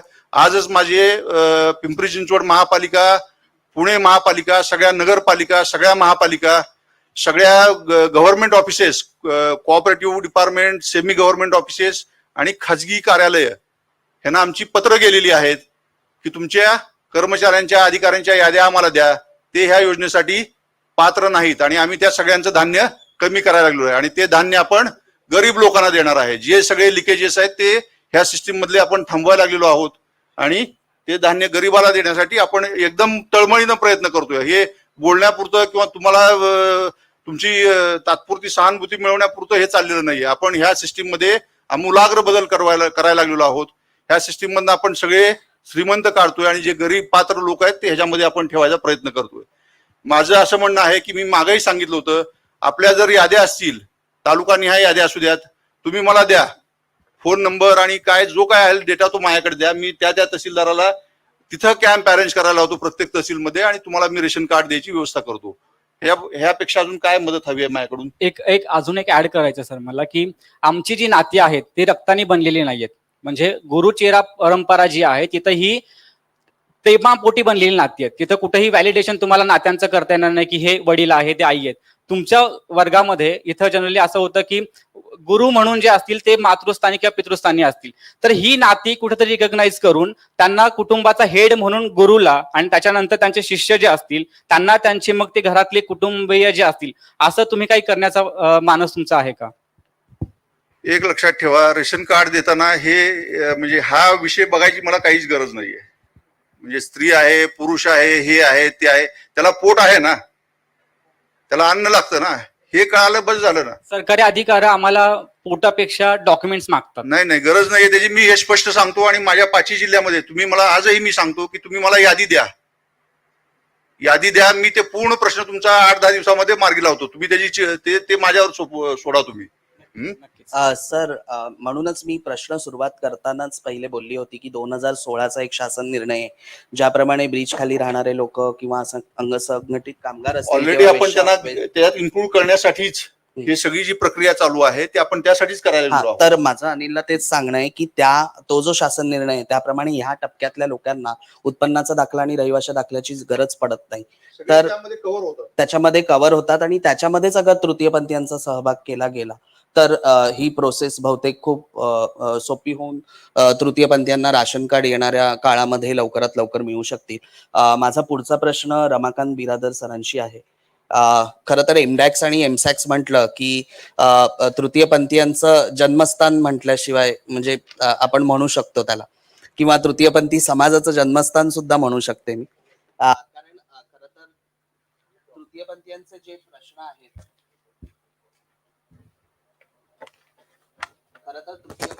जे प्रश्न आहेत त्या प्रश्नांना वाचा कुठून फुटली असेल तर ती एमडॅक्स आणि एमसॅक्स कडून फुटलेली होती. कारण ज्यावेळी सेक्स मॅपिंग केलं गेलं आणि ज्यावेळी HIV आपल्या इथे देशामध्ये आल्यानंतर आपल्याला हे कळलं की MSM आणि TG हे जे सर्कल आहे ते सुद्धा हाय रिस्क बिहेवियर मध्ये येतं आणि त्यानंतर जे सेक्स मॅपिंग केलं गेलं तेव्हा आपल्याला कळलं की टीजींची आणि MSMची सुद्धा संख्या याच्यामध्ये वाढते. तर त्यावेळी खरं तर एमडॅक्स आणि एमसॅक्स करून आपण पुढे काम सुरू केलं. वेगवेगळ्या संस्था आणि वेगवेगळ्या संघटनांच्या मार्फत आपण हे काम करत गेलो आणि वर्षानुवर्षे हे काम पुढे आता चालू आहे. पण कुठेतरी एक कम्युनिटी मेंबर म्हणून मला कधी कधी वाटतं की सगळ्यात ज्या सोयी सुविधा आहेत ज्या एमडॅक्स द्वारे पुरवल्या जातात, म्हणजे कॉन्डम सर्व्हिस असू दे किंवा फील्डवरती जाऊन त्यांना अवेअरनेस करणं असू दे किंवा मग आरोग्यविषयक त्यांचे अजून येणारे अनेक प्रॉब्लेम्स असू देत त्याच्या पुरताचा अवेअरनेस असू दे, ह्याकडे कुठेतरी आपण पुढच्या काळामध्ये थोडेसे TI वरती अवलंबलो गेलो. कारण TI कडून जेवढी माहिती मिळत गेली त्याच्यावरती एमडॅक्स पुढची कामं करत गेला. पण एक्झॅक्टली कम्युनिटीला काय पाहिजे आहे ह्याच्याकडे कालांतराने दुर्लक्ष होत गेलं आणि थोडं पुढे एक मोनोपॉली बनून गेली की जे TI आता सध्या चालू आहेत त्याच TI कडे ते TI दिले जातात दरवर्षी आणि पुढच्या येणाऱ्या ज्या नवीन संस्था आहेत त्या संस्थांना तिथे चान्सही मिळत नाही काम करण्यासाठी, ज्या एक्झॅक्टली स्वतःच्या जिल्ह्यामध्ये आणि स्वतःच्या कार्यक्षेत्रामध्ये अतिशय उत्तमरित्या काम करत आहेत. आणि त्यामुळे असं होतंय की कम्युनिटी पर्यंत पूर्ण सुविधा पोहोचत नाहीये.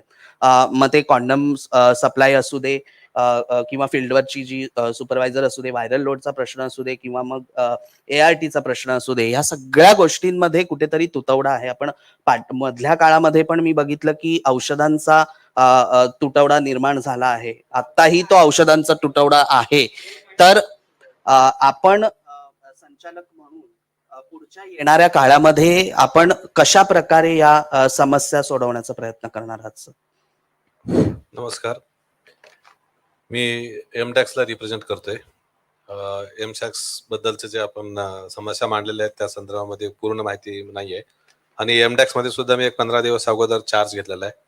आल्यानंतर माझ्या डिपार्टमेंटकडनं डॉक्टर लोकांनी जी माहिती मला दिलेली आहे आणि TGचा एक ग्रुप सुद्धा मला येऊन भेटलेला आहे, त्याच्या आधारे मी आपल्यासमोर माहिती मांडतो की मुंबईमध्ये जो सर्वे केलेला आहे त्या सर्वेच्या आधारे जी माझ्याकडे संख्या प्राप्त झालेली आहे ते 4,623 अशा प्रकारची संख्या माझ्यासमोर आलेली आहे.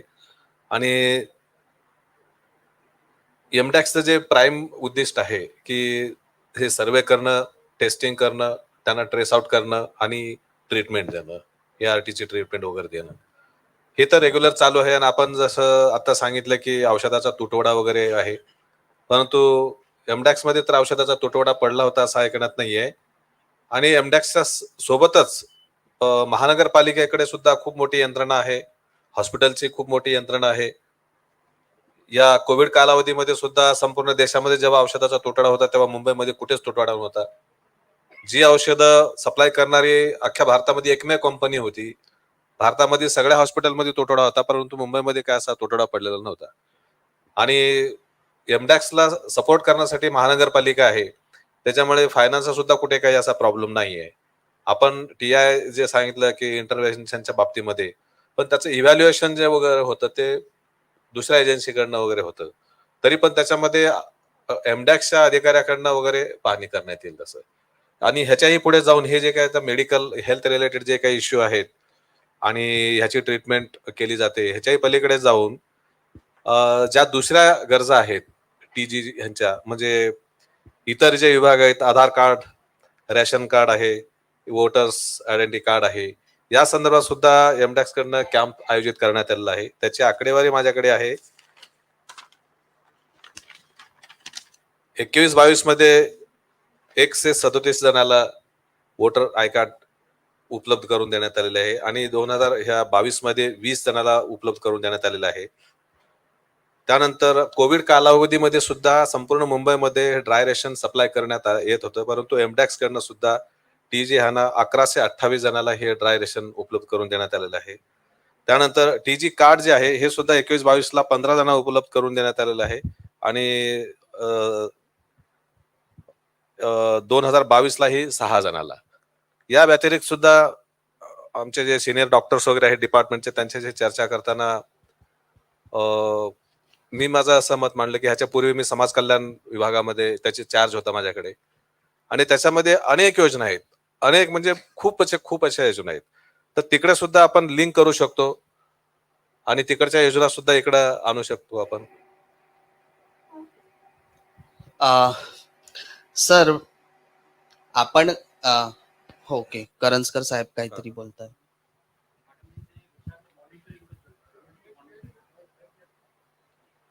इव्हॅल्युएशन करताना कम्युनिटीला पार्ट नाही भेटत आहे, तर NSFE 5 म्हणजे नॅशनल एड्स कंट्रोल प्रोग्रामचा फेज 5 सुरू आहे, ज्याच्यामध्ये कम्युनिटी लेड मॉनिटरिंग हा इंटिग्रल पार्ट आहे, ज्याचा एक पायलट इथेच पुण्यामध्ये स्वास्थ्य संस्थेकडून करण्यात आलाय आणि लवकरच तो पूर्ण भारतामध्ये आणि मुंबईमध्ये एमडॅक्स तर्फे अंमलात आणला जाईल. सर मला पुढे असं म्हणायचं आहे की कागदोपत्री किंवा कागदांमध्ये असलेल्या संख्या या नेहमीच तेवढ्याच प्रभावी असतात किंवा तेवढ्याच खऱ्या असतात असं मला तरी वाटत नाही, कारण कागदोपत्री आम्ही एवढ्या वर्षापासून खूप काही बघत आलेलो आहोत आणि कम्युनिटी पर्यंत येणाऱ्या सुविधा आणि त्यांना मिळणारे जे लाभ आहेत ते खऱ्या अर्थाने कम्युनिटीतल्या प्रत्येक मेंबरला माहिती असतं की ते मला मिळत आहेत की नाही. त्यामुळे त्या प्रत्येक मेंबर्स पर्यंत तरी पोहोचणं हे एमडॅक्सच्या अधिकाऱ्यांना शक्य नाही, पण ऍटलिस्ट TI जे चालू आहेत, ज्या ज्या विभागांसाठी चालू आहेत त्या विभागांमध्ये त्या सुविधा का पोहोचत नाहीयेत, कुठे लूफॉल्स आहेत किंवा कुठे त्रुटी आहेत, हे देखील शोधणं आपल्याला गरजेचं आहे. पण आणि त्याच सोबत मी अजून एक गोष्ट सांगेल, की HIV झालेला हा जो व्यक्ती असतो, हा ऑलरेडी अशा रोगाने ग्रस्त आहे, ज्याच्यामध्ये त्याची इम्युनिटी पॉवर दिवसेंदिवस कमी होत असते आणि CD4 काउंट हे स्टेबल राहिलं तर त्याला बाकीच्या ज्या रोगराईपासून आपण वाचवू शकतो. पण असं करत असताना खरं तर त्याला न्यूट्रिशन आणि बाकीच्या गोष्टींची देखील गरज असते. म्हणजे ते न्यूट्रिशन आपण त्यांना प्रोव्हाईड करण्यासाठी आपण पुढच्या काळात काही योजना अशा करू शकतो का? कारण न्यूट्रिशन जर त्यांना प्रोव्हाईड केलं गेलं, म्हणजे आपण टेस्टिंगसाठी त्यांचं रक्त घेतो. रक्त काढल्यानंतर तो ऑलरेडी अशक्त आहे आणि त्याच्यामध्ये ऑलरेडी अशक्तपणा दुसरा अजून येतो. तर अशा वेळी त्यांना आपण काही न्यूट्रिशन त्या ठिकाणी प्रोव्हाईड करू शकतो का? अशा काही योजना पुढे आणू शकतो का? Yes, आपण जी काही सूचना मांडलेली आहे ही योजना आम्ही नक्कीच अंमलात आणू. सर दुसराही प्रश्न असा आहे की CD4 आणि व्हायरल लोडच्या ज्या गोष्टी आहेत, त्यांचा जो कंटिन्युअस फॉलोअप आहे, ART असू दे त्याच्यामध्ये, हा कंटिन्यू फॉलोअप कम्युनिटी च्या मेंबर्सचा होत नाहीये. दुसरा महत्वाचा प्रश्न मला असा वाटतो, म्हणजे मी मधल्या काळामध्ये बघितलं की HIV जोडप्यांची लग्न, पण HIV ऍक्ट नुसार HIV पेशंटची आयडेंटिटी ओपन करणं हा सर्वात मोठा गुन्हा आहे कायद्यासमोर. आणि मग अशा प्रकारे आपण सार्वजनिकरित्या जोडप्यांची लग्न लावतो, हे कितपत योग्य आहे आणि ह्याला आपण कशा प्रकारे आळा घालणार आहोत? कारण शेवटी लग्न करणं किंवा ते लग्न पुढे हे करणं, स्टेबल करणं, हे त्यांचा प्रश्न आहे आणि त्यांना आपल्या दैनंदिन जीवनात किंवा त्यांच्या स्वतःच्या वैयक्तिक जीवनामध्ये कसं जगायचं आहे हा त्यांचा प्रश्न आहे. पण त्यांचं वैयक्तिक जीवन हे आपण चव्हाट्यावर आणणं हे किती योग्य आहे? कारण अशा प्रकारची लग्न करून हे समाजासमोर आणलं जातं की आपण किती महान कार्य करत आहोत, पण खरं तर त्या लोकांची आयडेंटिटी आपण रिव्हील करत असतो समाजासमोर. दुसरी गोष्ट सर, मी असा प्रकार बघितला आहे भरपूर हॉस्पिटल्समध्ये, ART सेंटर्समध्ये खास करून, की जिथे ज्यावेळी तो HIV पेशंट ART घ्यायला जातो किंवा मग एक आपलं रिपोर्ट पण घ्यायला जातो HIVचा, त्यावेळी जोरजोरात ओरडून कधी कधी सांगितलं जातं की आप पॉझिटिव्ह हो, निगेटिव्ह हो, पॉझिटिव्ह निगेटिव्ह, हे माझ्या समोरचे म्हणजे काही इन्सिडेंट आहेत. तर मग ह्या गोष्टींना आपण कशा प्रकारे मॉनिटर करणार? आम्ही या संदर्भामध्ये सेन्सिटायझेशन प्रोग्राम घेऊ आणि जसं आपण सांगितलं त्याप्रमाणे आयडेंटिटी रिव्हील होणार नाही याची काळजी घेण्यासाठी सर्व या क्षेत्रामध्ये काम करणारे जे अधिकारी डॉक्टर्स आहेत त्यांना सांगू. हो, आणि ART सेंटरला जे स्टाफ असतो जनरली त्यांच्या चेहऱ्यावरची स्माईल कधीच नसते. कारण गोळ्यांपेक्षा आम्हाला एक स्माईलची गरज आहे. माझी HIV पॉझिटिव्ह झालेली व्यक्ती ऑलरेडी प्रेशरमध्ये जाते त्यांच्या समोर, ती व्यक्ती काय रे अशी ती वागणूक आम्हाला स्वतःला मिळते. म्हणजे MSAX बद्दल मी बोलतोय, MDAXचं चित्र मला माहिती नाही काय आहे ते.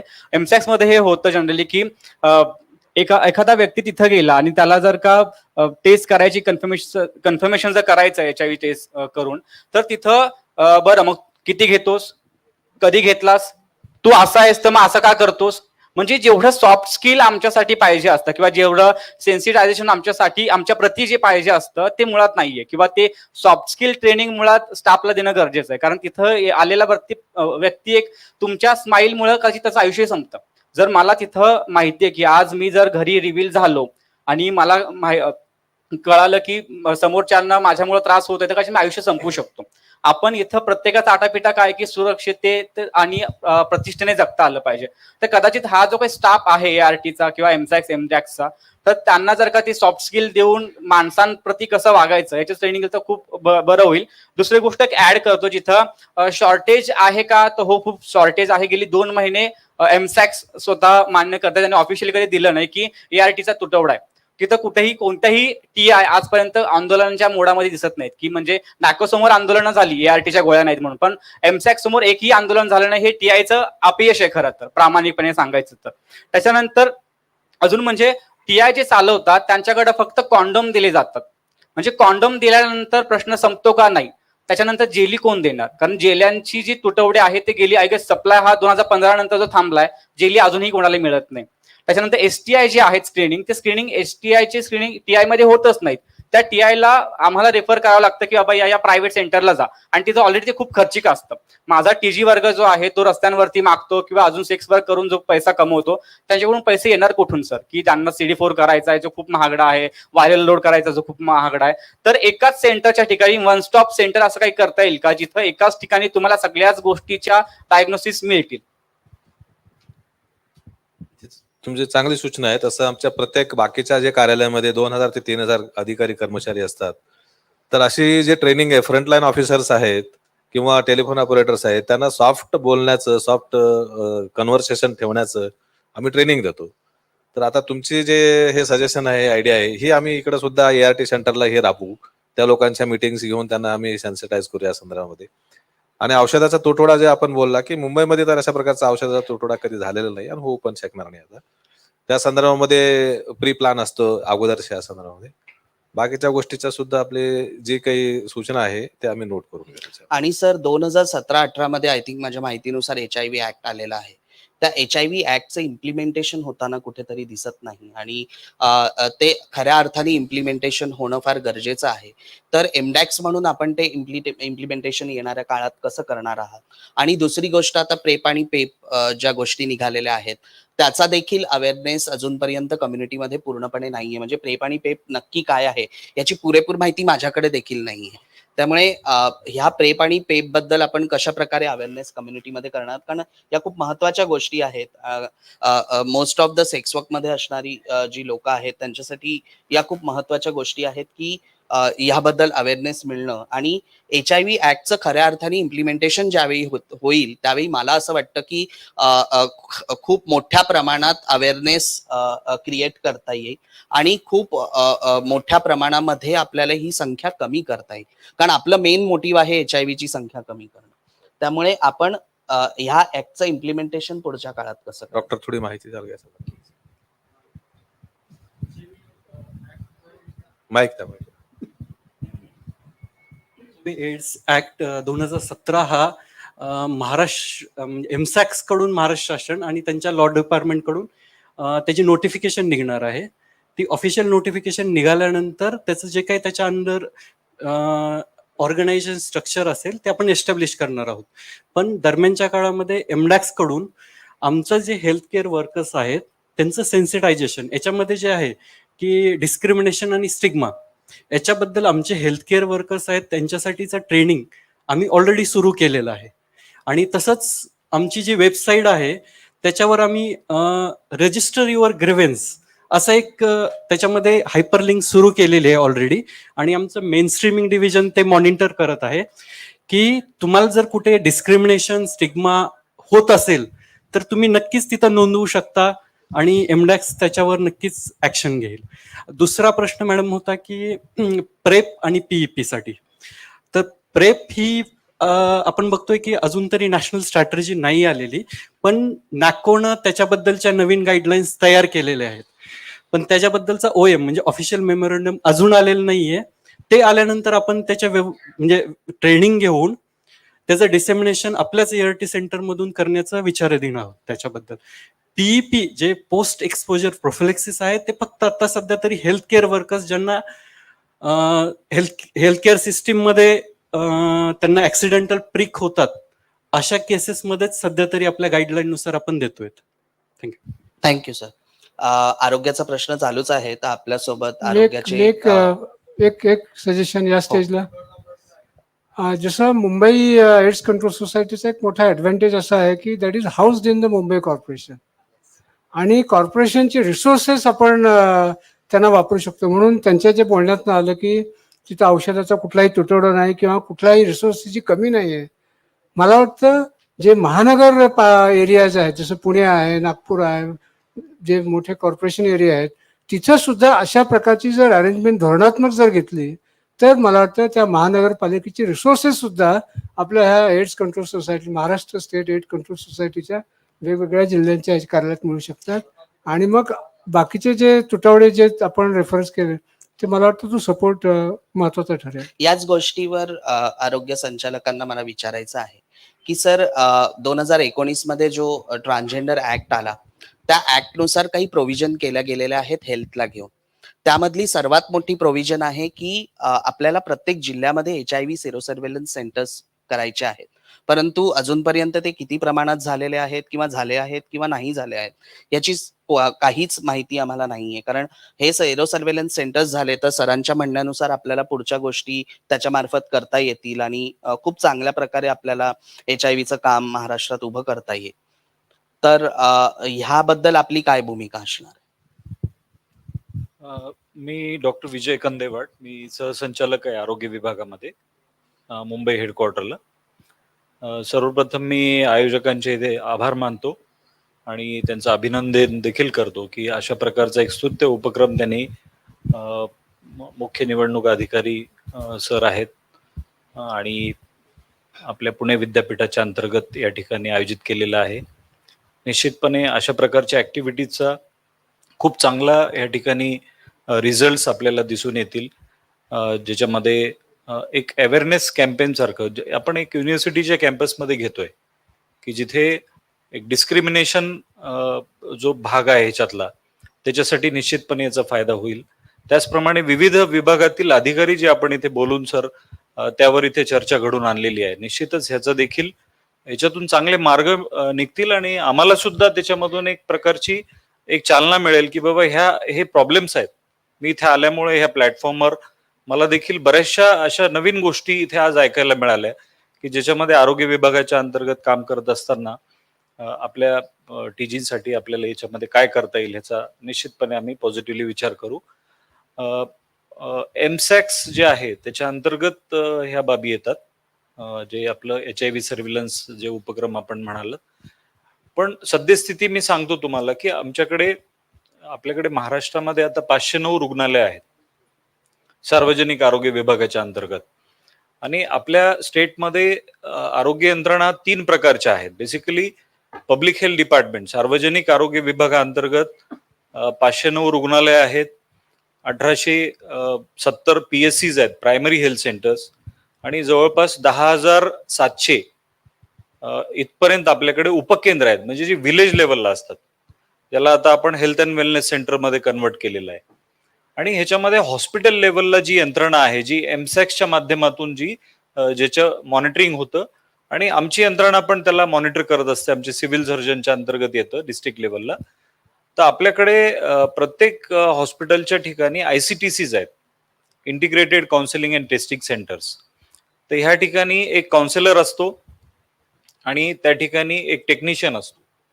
तर ते काउन्सिलरचं काम असतं की अशा प्रकारे सर्वच म्हणजे not only TGs, all patients coming to this centres त्यांचं काउन्सिलिंग करणे, टेस्टिंग करणे, टेस्ट रिपोर्ट पॉझिटिव्ह आला तर त्याच्यानंतर पोस्ट टेस्ट काउन्सिलिंग पण असते आणि त्यानंतर त्या पेशंटला ART सेंटरला रेफर करून त्यांना उपचाराखाली आणणे. हा त्याच्यातला बेसिक थीम आहे. त्यामध्ये आणखीन एक कंपोनंट आहे तो HIV TB कोऑर्डिनेशन. म्हणजे HIV बाधित सर्व रुग्णांना आमच्याकडे जे प्रयोगशाळा आहेत हॉस्पिटल्समध्ये त्या ठिकाणी त्यांचं TB साठी टेस्टिंग केलं जातं, ट्युबरक्लोसिस साठी. तर ती पण एक खूप मोठी संकल्पना आहे. म्हणजे TBचे पेशंट असतील तर त्यांचं HIV टेस्टिंग करणे आणि जर HIV पॉझिटिव्ह व्यक्ती असेल तर त्याला ट्युबरक्लोसिस आहे का हे कन्फर्म करणे, असं ह्याच्यामध्ये अंतर्भूत करण्यात आलेलं आहे. तर सद्यस्थितीमध्ये विभागाच्या अंतर्गत आपण जो प्रश्न उपस्थित केला त्याच्या उत्तराखातर मी सांगेल की आमचे हे ICT सेंटर्सच्या माध्यमातून ज्याचं मॉनिटरिंग एमसॅक्स करतं खूप चांगल्या पद्धतीनं काम सुरू आहे आणि त्या ठिकाणी असं अभिप्रेत आहे की आपल्या हॉस्पिटल्समध्ये एक आयसोलेटेड कक्ष असावा ज्या ठिकाणी आमचे काउन्सिलर्स ट्रेंड आहेत आणि ते कॉन्फिडेन्शियलिटी पण मेंटेन करतात. त्यांना अगदी जे आपण रजिस्टर जरी पाहिले काउन्सिलिंग सेंटरमध्ये आल्यानंतर तर तिथे त्याला एक कोड नंबर दिलेला असतो, अगदी त्याचं नाव पण लिहिलेलं नसतं. OPD केस पेपरवर कधीही HIVचं निदान लिहिलेलं नसतं. आणि तुम्ही आता मगाशी जो मुद्दा उपस्थित केला निश्चितपणे मला खात्री आहे की मी जिथे जिथे काम केलंय आवर काउन्सिलर्स आर रिअली डेडिकेटेड. काही ठिकाणी आता तुम्हाला तो अनुभव आला असेल की बाबा त्यांच्या वागण्यात बोलण्यात म्हणजे चांगुलपणाची भावना नसेल किंवा बोलताना थोडंसं हेट असेल तर ते निश्चितपणे सुधारलं पाहिजे. पण बरेचसे काउन्सिलर हे सिनियर जे आहेत ते अशा प्रकारचं कधीही त्यांची भावना नसते. आणि सर SRS आणि हार्मोन थेरपीचा जो विषय आहे तो देखील या TG ऍक्टच्या अंतर्गत येतो. तर आपण खऱ्या अर्थाने सेक्स रिअसाइनमेंट सर्जरीज आणि या हार्मोनल थेरपीसाठी आपण कशा प्रकारे पुढच्या काळामध्ये योजना करणार आहोत? कारण छत्तीसगड, ओरिसा या राज्यांमध्ये अगर आपण बघितलं तर त्यांच्यासाठी 2 ते 2.5 लाख रुपयाची प्रोव्हिजन गेलेली आहे या राज्यांमध्ये आणि स्पेशल योजना त्यासाठी बनवली गेलेली आहे. आणि आता केंद्र सरकारने देखील सांगितलं आहे की आयुष्मान योजनेच्या अंतर्गत आपण 5 लाखाचा जो विमा आहे त्या अंतर्गत सुद्धा आपण SRS आणि हार्मोनल थेरपीला घेणार आहोत. तर महाराष्ट्र शासनाचा पुढचा उपक्रम या गोष्टीला घेऊन कशा प्रकारे आपण या योजना संपूर्ण महाराष्ट्रभर राबवू शकतो? मध्यंतरी माननीय माजी आरोग्य मंत्र्यांकडे आपल्या ज्या बैठका झाल्या त्याच्यामध्ये आपले जे वेगवेगळे डिमांड्स होत्या त्यामध्ये माझ्याच अध्यक्षतेखाली विभागामध्ये एक समिती आम्ही गठीत केली होती आणि त्याच्यामध्ये काही मेडिकल कॉलेजेसचे एक्सपर्ट्स आणि काही इतर विभागातील एक्सपर्टच्या माध्यमातून आम्ही त्याच्यामध्ये समितीच्या बैठका घेऊन काही आम्ही शासनाला म्हणजे सूचना दिलेल्या आहेत. त्यामध्ये विनंती केलेली आहे शासनाला. तसा प्रस्ताव देखील आम्ही शासनाला पाठवलेला आहे. त्याच्यामध्ये आपली पहिली जी मागणी होती की त्या ठिकाणी आपल्याला रुग्णालयामध्ये सेपरेट OPD असावी. त्या बाबतीत आम्ही सार्वजनिक आरोग्य विभागाच्या अंतर्गत जे रुग्णालय आहेत त्याच्यामध्ये 200 खाटांच्या वर जी रुग्णालय आहेत त्या ठिकाणी स्वतंत्र OPD असावी असं आम्ही शासनाला रिकमेंड केलेलं आहे. त्याचप्रमाणे OPD प्रिमायसेस मध्ये एक स्वतंत्र टॉयलेट ट्रान्सजेंडर व्यक्तीसाठी असावं असं देखील आम्ही त्या ठिकाणी रिकमेंड केलेलं आहे. आणि 200 खाटांच्या पेक्षा जास्त मोठी जी रुग्णालय आहेत आमच्याकडे त्या ठिकाणी एक 5 बेडचा स्वतंत्र कक्ष असावा IPD. आणि नॅचरली त्या IPDला मग त्या ठिकाणी स्वतंत्र टॉयलेट अटॅच असतंच. तर अशा प्रकारचे आम्ही रिकमेंडेशन्स दिलेले आहेत. आणि मी जसं मगाशी बोललो की आपल्याकडे सार्वजनिक आरोग्य विभाग हा मूळतः प्रायमरी आणि सेकंडरी ट्रीटमेंटसाठी जबाबदार आहे. म्हणजे प्रथमोपचार, प्राथमिक उपचार आणि सेकंडरी म्हणजे ज्या ठिकाणी काही सर्जरीज वगैरे काही basic general surgery, medicine, obstetric gynaec अशा प्रकारचे उपचार आम्ही करतो. पण हे जे आहे सेक्स चेंज सर्जरी असेल किंवा हॉर्मोन थेरपी असेल अशा प्रकारच्या ज्या ट्रीटमेंट्स आहेत ती जबाबदारी मेडिकल एज्युकेशनची आहे. आपल्या महाराष्ट्र शासनामध्ये स्वतंत्र एक विभाग आहे मेडिकल एज्युकेशन. त्याच्या अंतर्गत जे आपले शासकीय वैद्यकीय महाविद्यालय येतात त्यानंतर कॉर्पोरेशन मधली जी मोठी महाविद्यालय आहेत तशा ठिकाणी ही टर्शरी सेंटर्समध्ये या सर्जरीज होणं आणि त्या ठिकाणी हॉर्मोन ट्रीटमेंट हे अभिप्रेत आहे. तर तशा प्रकारचं सुद्धा आम्ही रिकमेंड केलेलं आहे की ह्या सेंटर्समध्ये शासन स्तरावरून ह्या बाबी तिथे व्हायला पाहिजेत. आणि त्यानंतर जसं आपण उल्लेख केला की प्रधानमंत्री जन आरोग्य योजनेमध्ये हे पण आम्ही रिकमेंड केलेलं आहे की ह्या सर्व प्रकारच्या ज्या sex change surgeries, hormone treatments आपल्याला लागतात आणि त्या खर्चिक आहेत. तर त्या ह्या सोसायटीच्या अंतर्गत ज्या आपल्या कंपनीजला आपण ते काम दिलेलं आहे इन्शुरन्स कंपनीच्या माध्यमातून ते व्हावं असं देखील आम्ही रिकमेंडेशन केलेलं आहे. आणि येणाऱ्या पुढच्या काळामध्ये सर आपण म्हणजे आता आयुष्मान भारत या कार्डासाठी सध्या नोंदणी सुरू आहे परंतु टीजींसाठी ती प्रत्यक्ष रूपामध्ये चालू झालेली नाहीये. तर ही नोंदणी पुढच्या येणाऱ्या काळामध्ये आपण वेगवेगळ्या काम्सद्वारे करू शकतो का? किंवा मग आपण आपल्या डिपार्टमेंट तर्फे हे कसं राबवणार आहात आयुष्मान भारत योजनेचं? सद्यस्थितीमध्ये महाराष्ट्रामध्ये 1.5 कोटी आपण आभा कार्ड म्हणतो आम्ही त्याला, आयुष्मान भारत कार्ड. तर ते कार्ड आभा कार्ड 1.5 कोटी आतापर्यंत जनरेट झालेले आहे. आणि मला इथे नमूद करायला आवडेल की आपल्या प्रत्येक सेंटर्समध्ये म्हणजे मी सांगितलं 509 हॉस्पिटल्स, 1870 प्राथमिक आरोग्य केंद्र आणि 10,700 सब सेंटर्स म्हणजे विलेज लेवलला. त्या ठिकाणी पण महाराष्ट्रामध्ये आता जवळपास 8,300 आपल्याकडे आयुर्वेदिक, युनानी डॉक्टर्स किंवा BSc नर्सिंग कॅन्डिडेट आहेत. तर यांच्या माध्यमातून सुद्धा आम्ही सूचना दिलेल्या आहेत की हे आयुष्मान भारत कार्डचं त्या ठिकाणी जनरेशन व्हावं. आणि आपल्याकडे एक ई-संजीवनी पोर्टल आहे ज्या ठिकाणी ऑनलाईन OPD आहे. ई-संजीवनी OPD, please note it down, फार महत्वाचं आहे. any general client, anybody can log in on that portal. eSanjeevani.opd.in असं त्याचं लॉग इन क्रेडेन्शियल आहे आणि ह्या पोर्टलवर आपण लॉग इन करून आपल्याला स्पेशालिस्ट ओपिनियन त्याच्यामध्ये भेटू शकतं. All types of speciality opinion. आणि ह्या eSanjeevani पोर्टलच्या माध्यमातून सुद्धा त्या ठिकाणी आता केंद्र शासनाचं धोरण आहे की हे आभा कार्ड जनरेशन त्याच्या माध्यमातून पण व्हावं. सर एक शेवटचं मला तुम्हाला विचारायचं आहे की ह्या SRS आणि या ज्या हार्मोनल थेरपी आहेत किंवा मग आरोग्याचे अजूनही आणखी प्रश्न आहेत, मग त्याच्यामध्ये HIV येऊ दे किंवा बाकीच्या अजूनही ज्या आरोग्याच्या समस्या आहेत, तर आपण ट्रान्सजेंडर्ससाठी किंवा ट्रान्सजेंडर्स न म्हणता संपूर्ण LGBTQI कम्युनिटीसाठी एखादं स्पेशल सेंटर आपण हेल्थ सेंटर उभं करू शकतो का आपल्या महाराष्ट्र राज्यात? कारण आपल्या महाराष्ट्र राज्यामध्ये कुठेही असं एखादं सेंटर नाहीये, कारण आपण त्याला ऑल इन्क्लुसिव्ह बनवू शकतो असं माझं मत आहे. म्हणजे ज्याच्यामध्ये त्यांच्या सर्जरीची प्रोसेस सुद्धा फ्लुएंटली होऊ शकते आणि बाकीच्या हार्मोनल थेरपी सुद्धा, कारण तिथे त्यांना डिस्क्रिमिनेशन वाटणार नाही कोणत्याही गोष्टीचं. एक त्यांना असं वाटतं की आम्ही हे कसं बोलावं किंवा कसं व्यक्त व्हावं. तर अशा प्रकारचं एखादं सेंटर आपण महाराष्ट्रात मेट्रोपॉलिटन सिटीज मध्ये सुरू करू शकतो का? आरोग्य विभागाच्या अखत्यारीत मी सांगितलं आपल्याला की आमच्याकडे प्रायमरी आणि सेकंडरी हेल्थ केअर हा भाग येतो.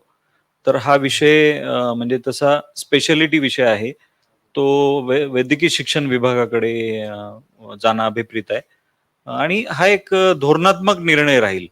तो थोडासा हायर लेवलवर शासन स्तरावर हा निर्णय होणं अभिप्रेत आहे. पण सर अवेअरनेस आणि ह्या ज्या गोष्टी आहेत म्हणजे सेक्शुअलिटी आणि जेंडर, खरं तर ह्या तिघांमध्ये खूप तफावत आहे. म्हणजे सेक्शुअलिटी आणि जेंडर या तिघांना एकत्र बघतात नेहमी लोक, पण ते एकत्र नसून त्या वेगवेगळ्या गोष्टी आहेत आणि ते लोकांना समजणं फार गरजेचं आहे. त्यासाठी आपण आरोग्य विभागातर्फे एखादं मॅन्युअल तयार करू शकतो का, ज्याच्या मार्फत डॉक्टर्सना किंवा ह्या हेल्थ सेक्टर्स मध्ये येणाऱ्या अधिकाऱ्यांना किंवा अजूनही लोकांना ह्याबद्दलची माहिती मिळू शकते आणि तो अवेअरनेस कम्युनिटीमध्ये क्रिएट होऊ शकतो. म्हणजे आपण आता जर बघितलं तर स्वच्छ भारत अभियान ज्यावेळी निघालं तेव्हा त्याच्या वेगवेगळ्या ऍड्स केल्या गेल्या किंवा अजूनही वेगवेगळ्या आरोग्य विभागाच्या आपण ऍड्स बघितल्या असतील.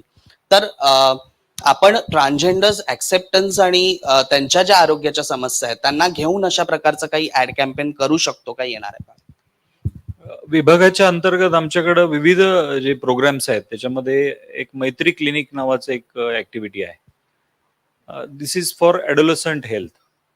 म्हणजे आमचे जे मी 509 हॉस्पिटल्स मेन्शन केले त्याच्यामध्ये प्रत्येक ठिकाणी एक काउन्सिलर आहे आणि तो ॲडोलसंट हेल्थ पाहतो. ICTC मी सांगितलं मगाशी, तिथे एक काउन्सिलर आहे, तो HIV, एड्स, ट्युबरक्लोसिस ह्याचं काउन्सिलिंग करतो.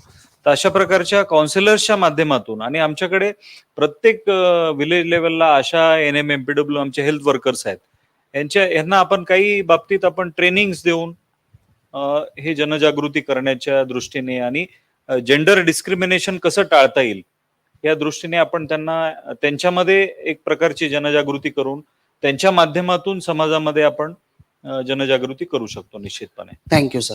Excuse me sir.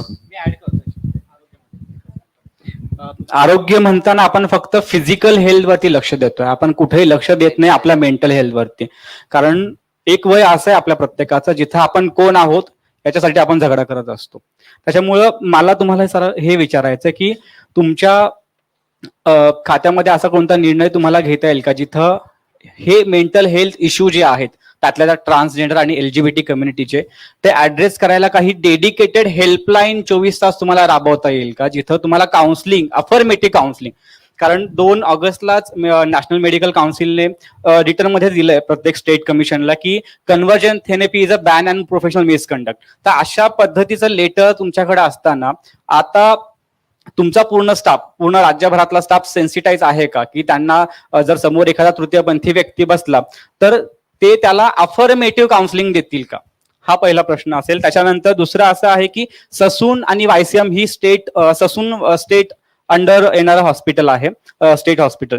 तर तिथं खूप वेळा इथं काही तृतीयपंथी बसलेले जे जेडी सर्टिफिकेट, आपण सुरुवातीला बोललो की SRS आहे, सेक्स रिअसाइनमेंट सर्जरी आहे, त्याच्यानंतर हार्मोन्स थेरपी आहे. त्याच्या आधीची एक प्रोसेस आहे ज्याला आपण JD certificate, gender identity dysphoria नावाचं सर्टिफिकेट असतं, जे तुम्हाला सायकॅट्रिस्ट आणि सायकोलॉजिस्ट देत असतात साईन करून. तर ही जी स्टेट हॉस्पिटल आहे तिथं आम्ही ज्यावेळेस गेलो, जोया इथं आहे, ती स्वतःच तिथे विक्टीम आहे, की तिला महिना तिथं फिरवावं लागलं की यांच्याकडे त्या डिपार्टमेंटला, त्या डिपार्टमेंट, म्हणजे तिथं कुठेही स्टँडर्ड प्रोसिजर जी पाहिजे ती फॉलो केली जात नाहीये. त्याच्यामुळे आपण जे म्हणतो की कम्युनिटी यायला पाहिजे, त्यांनी स्वतः सुधारलं पाहिजे आणि मेन स्ट्रीमला त्यांनी हातभार लावला पाहिजे मेन स्ट्रीमिंगसाठी. पण मला असं वाटतं की कम्युनिटी येऊन मेन स्ट्रीमला हातभार लावण्यापेक्षा जर बिहेवियर चेंज करायचे तर कदाचित स्टाफचं गरज, स्टाफला स्वतः कदाचित बिहेवियर चेंज करण्याची गरज आहे. कारण एक एंडोक्रॉनॉलॉजिस्ट जर तुम्ही ज्यावेळेस पाठवता तर एंडो तुम्हाला एक्झामाइन करायचा प्रयत्न करतो, जो की बॅन आहे ऍक्च्युली, तो अगेन्स्ट लॉ.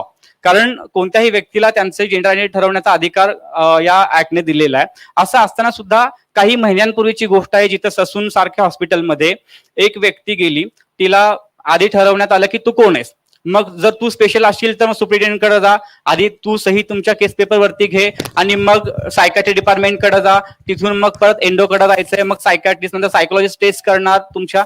ही सगळी एवढी मोठी किचकट प्रोसिजर आहे. हार्मोन्स जर सुरू करायचे असतील तर जीडी महत्वाचं आहे, आणि जीडी नाही भेटलं तर सर्जरीही नाही आणि हार्मोन्सही नाहीत. तर ही जी प्रोसेस आहे ही कशी तुम्ही स्ट्रीमलाईन करू शकाल आणि स्वीट आणि शॉर्ट, जी कम्युनिटी फ्रेंडली असायला हवी. पहिला मुद्दा जो आहे आपला, त्याच्यामध्ये सांगेल मी की आपल्याकडे 104 क्रमांकाचं एक कॉल सेंटर आहे आणि त्या ठिकाणी आमचे काउन्सिलर्स आणि कॉल सेंटर एजंट्स आहेत. तर आपण 104 क्रमांकावर त्या ठिकाणी कॉल करून आपण मेंटल हेल्थ काउन्सिलिंग आपल्याला त्या ठिकाणी दिली जाऊ शकते. ही एक बाब, त्याची नोंद घ्या. दुसरं, सेंट्रल गव्हर्नमेंटचं आता मानस नावाचं एक, त्याच्यामध्ये फार मोठा एक, जसं मी संजीवनी म्हणालो मगाशी, तसं एक मानस असं एक त्या ठिकाणी ऑनलाईन काउन्सिलिंगचं एक प्लॅटफॉर्म खास करून मेंटल हेल्थसाठी त्या ठिकाणी उभं राहते. मला वाटते काही महिन्यांमध्येच ते लॉन्च होईल आणि त्याच्यामध्ये खूप मोठ्या जे टर्शरी सेंटर्स आहेत आपल्या देशातले मेंटल हेल्थमध्ये काम करणारे, निमहॅन्सारखे, तर ते सगळे कनेक्ट होणार आहेत त्याच्यामध्ये. तर त्याच्यामुळे त्याचा आपल्याला बेनिफिट घेता येऊ शकतं. आणि सद्यस्थितीमध्ये आमच्या रुग्णालयामध्ये जे सायकोलॉजिस्ट आहेत किंवा सायकोथेरपिस्ट आहेत, सायकॅट्रिस्ट आहेत, त्यांच्या मदतीने आपण ही ट्रीटमेंट आपण घेऊ शकतात. दुसरा जो प्रश्न होता आपला, त्याच्यामध्ये पुन्हा एकदा मी सांगेल, आपल्याकडे 3 प्रकारच्या यंत्रणा आहेत महाराष्ट्रात: सार्वजनिक आरोग्य विभाग, मेडिकल एज्युकेशन आणि कॉर्पोरेशनचे जे हॉस्पिटल आहेत ते अर्बन डेव्हलपमेंटच्या अंतर्गत येतात. त्याच्यामुळे ससून आणि पिंपरी बद्दल मी थोडंसं कॉमेंट करू शकत नाही.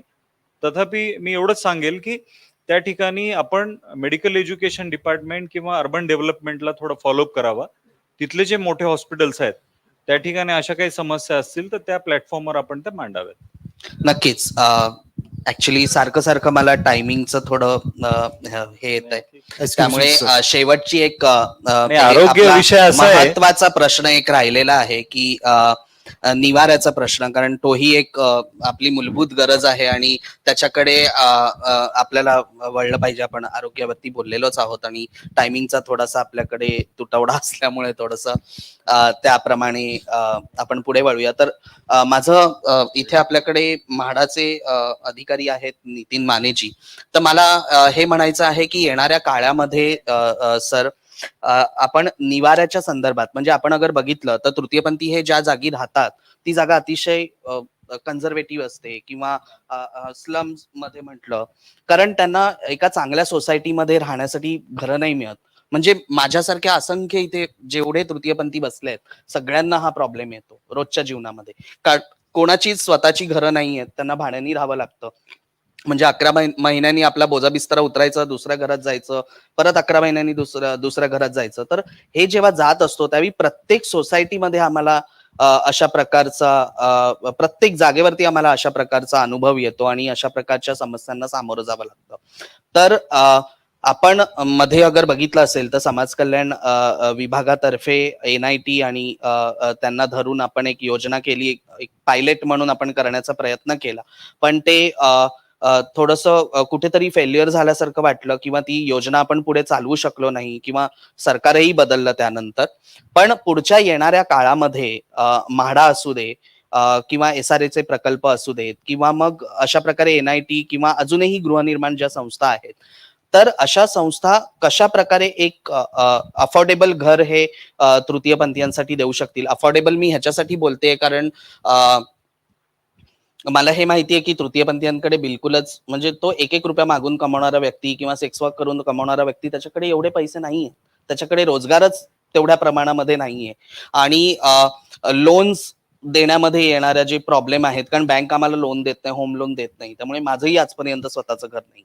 मी भाड्याच्या घरात राहते आणि मलाही हा प्रॉब्लेम नेहमीच्या जीवनामध्ये फेस करावा लागतो. त्यामुळे अशा वेळी म्हाडा एक कशा प्रकारचं एक अफोर्डेबल घर तृतीयपंथीयासाठी किंवा तशी कशी योजना आपण राबवू शकतो महाराष्ट्रात? आजच्या जे कार्यशाळा आहे, कार्यशाळेला बोलवलं त्याबद्दल मी आपल्या सर्वांची धन्यवाद देतो. आदरणीय देशपांडे सरांची धन्यवाद देतो. अन्न, वस्त्र, निवारा ह्या मूलभूत गरजा आहेत. त्यातली निवारा ही जी गरज आहे म्हणजे आरोग्य जे आहे ते आरोग्य निवाऱ्यावर अवलंबून आहे. तुमचा निवारा चांगला असेल तर तुमचं आरोग्य चांगलं राहू शकतं. यामुळे तुमचा निवारा ही सर्वात महत्त्वाची गोष्ट आहे, महत्त्वाची गरज आहे. काल प्रियाजी यांच्याबरोबर माझी चर्चा झाली. प्रियाजींनी सांगितल्यानंतर मी NITची जी स्कीम जी होती आपली नागपूरला जी केलेली होती, जी तृतीयपंथीयांसाठी केलेली होती, त्या स्कीमचा अभ्यास केला, त्याची माहिती घेतली. तिथे 10 लाखाचं घर होतं, जे घर साधारणतः 250 घरं बांधायचं प्रपोजल फायनल केलं होतं नागपूर सुधार प्रन्यास जो आहे त्यांच्या मार्फत.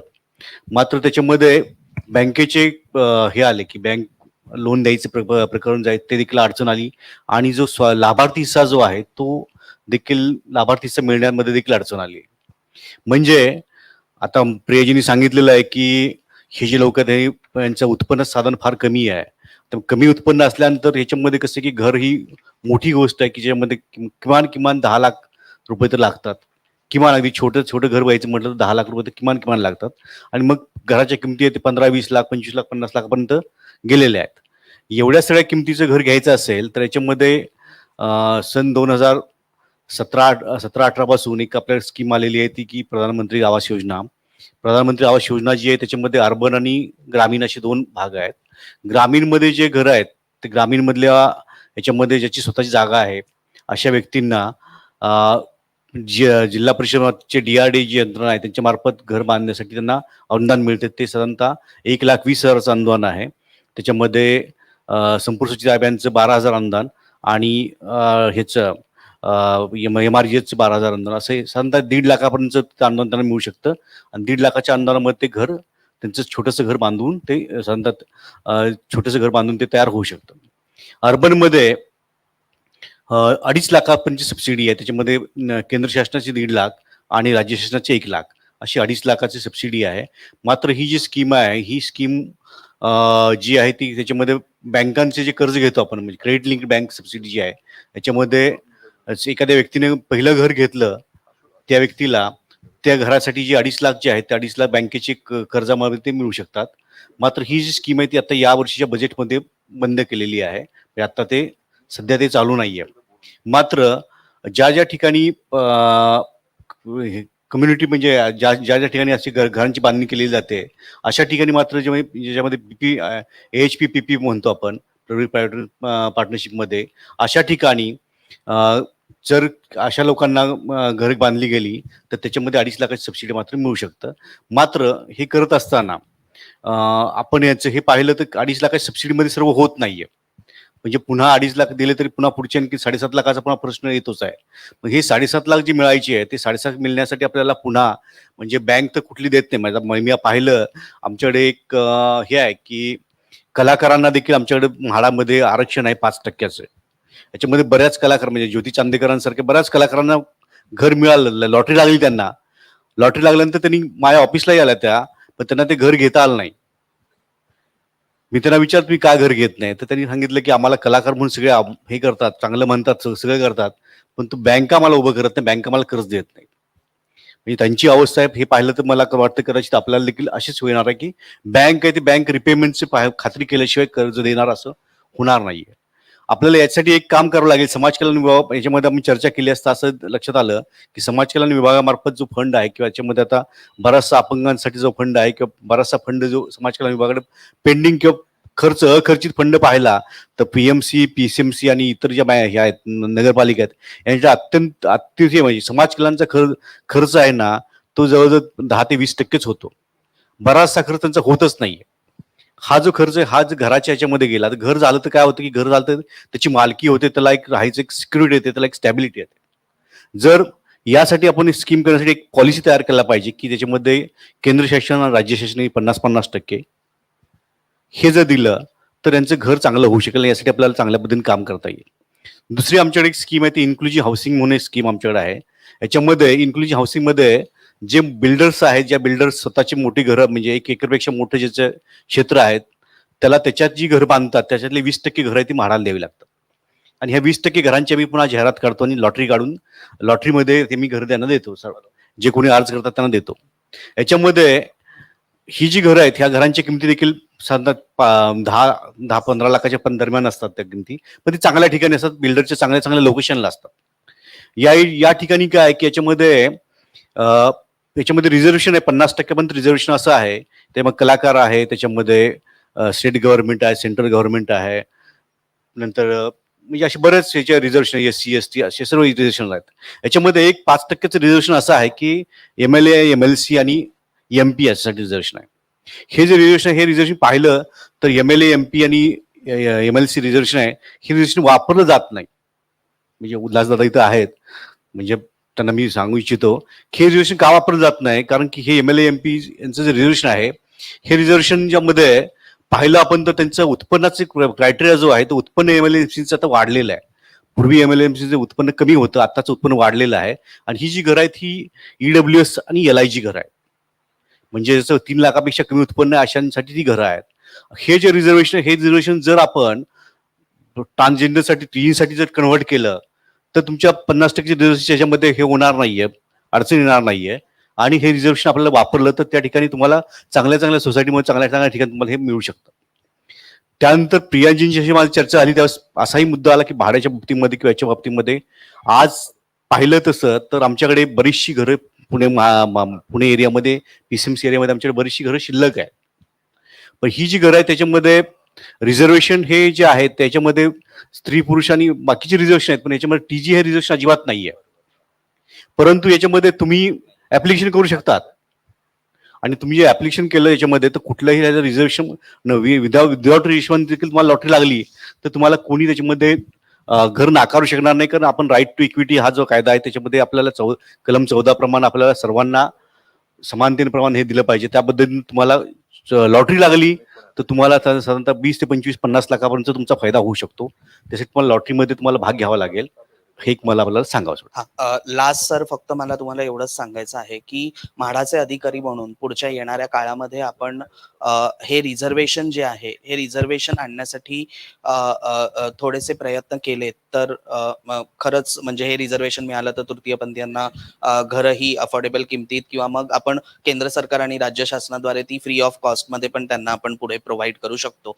आणि पॅनलिस्ट मधले जेवढे अधिकारी आहेत अधिकाऱ्यांना माझी एकच सूचना आहे की जी विकसित पॉलिसी काही राज्यांनी बनवलेली आहे तृतीयपंथीयांसाठी त्या पॉलिसीला थोडंसं अगर आपण त्या पॉलिसीला गो थ्रू केलं तर आपल्याला जे पुढचे प्रश्न तृतीयपंथीयांचे आहेत ते सोडवण्यामध्ये मदत होईल खऱ्या अर्थाने. आणि खरं तर मुख्य निवडणूक अधिकारी आणि पुणे विद्यापीठाचे मी खूप आभार मानते या मंचाच्या वतीने, कारण खऱ्या अर्थाने आज या ज्याप्रमाणे ही चर्चा आपण करू शकलो, ही चर्चा लवकर आम्हाला प्लॅटफॉर्म उपलब्ध होत नाहीत आणि अशा प्रकारच्या प्लॅटफॉर्मला आम्ही संधी म्हणून समजतो. त्यामुळे कधी कधी वेळेचं भान सुद्धा राहत नाही आम्हाला बोलताना आणि विचारताना, कारण प्रश्न हे असंख्य असतात आणि हे एवढ्या वर्षांचे प्रश्न आहेत जे आज कुठेतरी आम्हाला मांडायला एक विचारमंच मिळालेला आहे. त्यामुळे कधी कधी ते वेळेचं भान राहत नाही, त्यामुळे त्याबद्दल मी थोडी वेळ घेतो व्यक्त करते.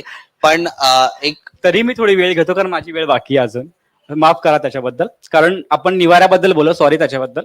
निवाऱ्याबद्दल बोलतो पण एक गोष्ट महत्वाची विसरतो की पुणे जिल्ह्यामध्ये कुठेही शेल्टर होम नाहीयेत, गरिमागृह कुठंच नाहीयेत. माझा जो क्राऊड आहे हा बऱ्यापैकी मायग्रंट आहे. त्या लोकांनी राहायचं कुठं हा पहिला प्रश्न. आणि गरिमागृह जर बनवणार असाल पुण्यात कुठेही तर त्याची सुरक्षितता कोण घेणार आहे? कारण ठाणे आणि मुंबई आणि आज सध्या दिल्लीमध्ये गरिमागृह जे चालवले जातात तिथं जे तृतीयपंथी व्यक्ती राहतात त्यांच्यावरती हल्ले झालेत आणि तिथं कुणी थांबवू शकले नाही, ही शोकांतिका आहे खरं तर. मग हे गरिमागृह सुरक्षित असणार आहेत का? आणि दुसरा त्याला लागून एक दुसरा प्रश्न असा आहे की शेल्टर होम जे आहे ते जनरली फक्त राहण्यासाठीचं ठिकाण झालंय, जे आपण आज जनरली बघतोय ठाणे किंवा मुंबई सारख्या शहरामध्ये.